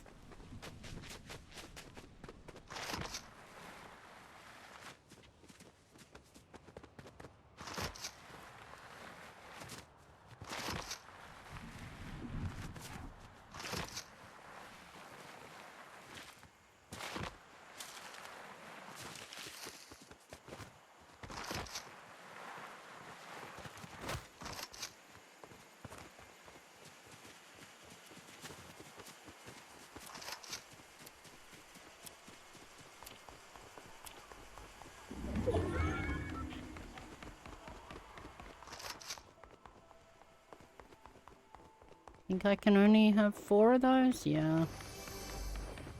Oh, I should go check that. Oh my. Here we go. Nothing? Oh, whatever.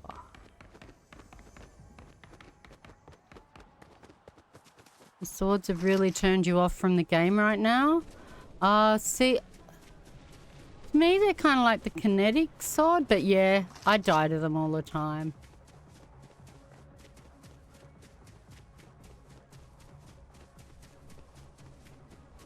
I need to get over...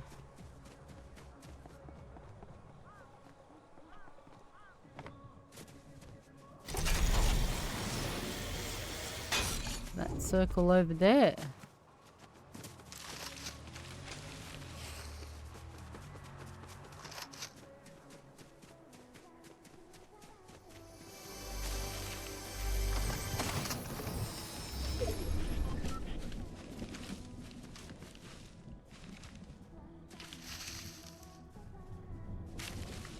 Oh, still got to get over to the other one.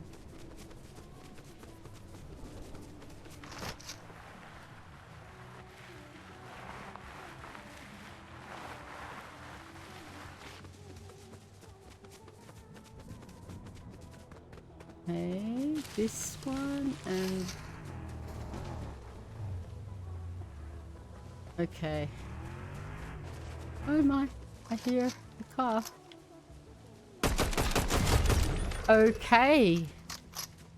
Well, that was that.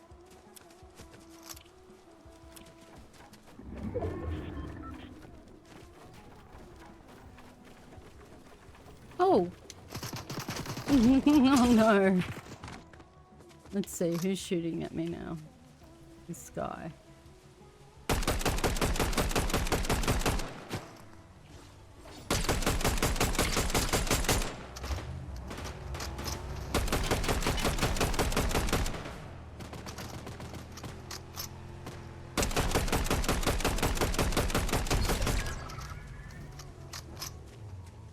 All right.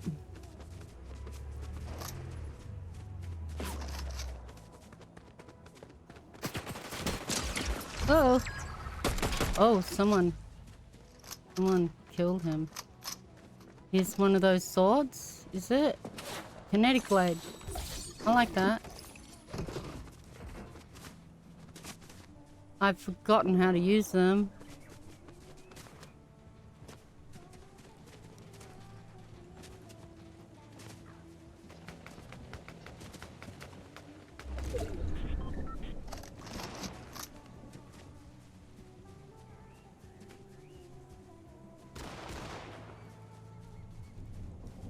Where is this battle?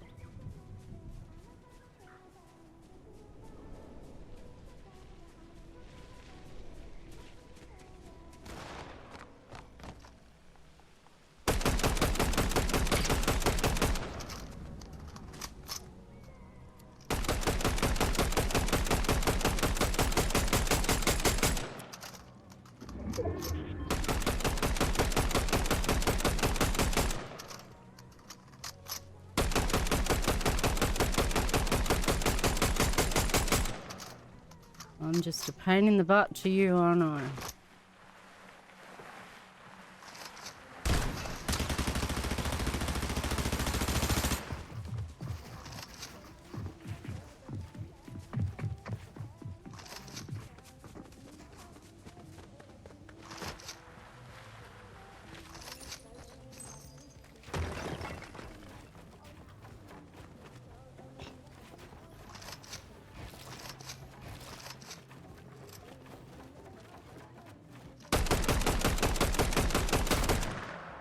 Where did he go?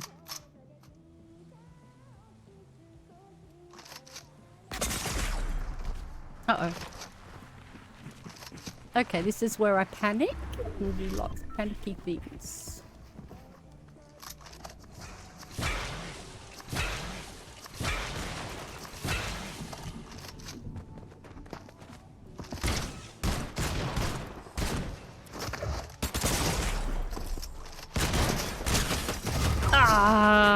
That's all right.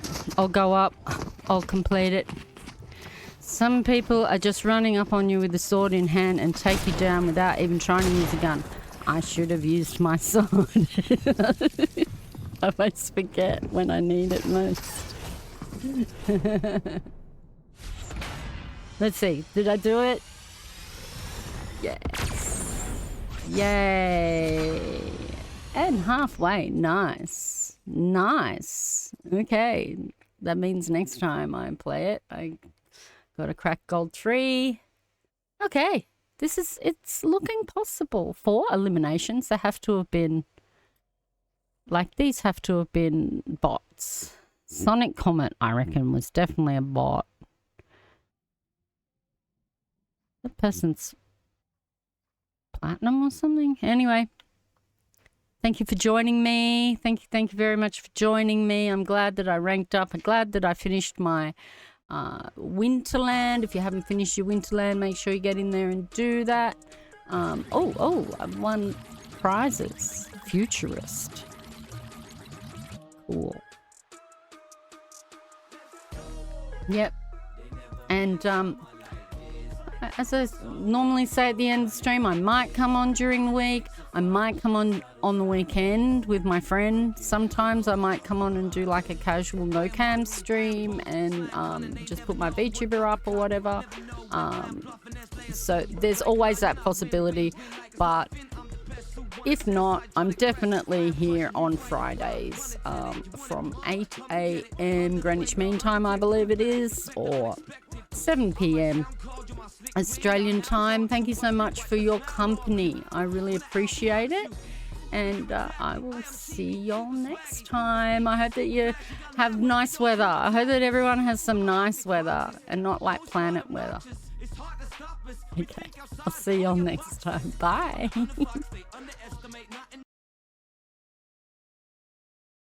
It's not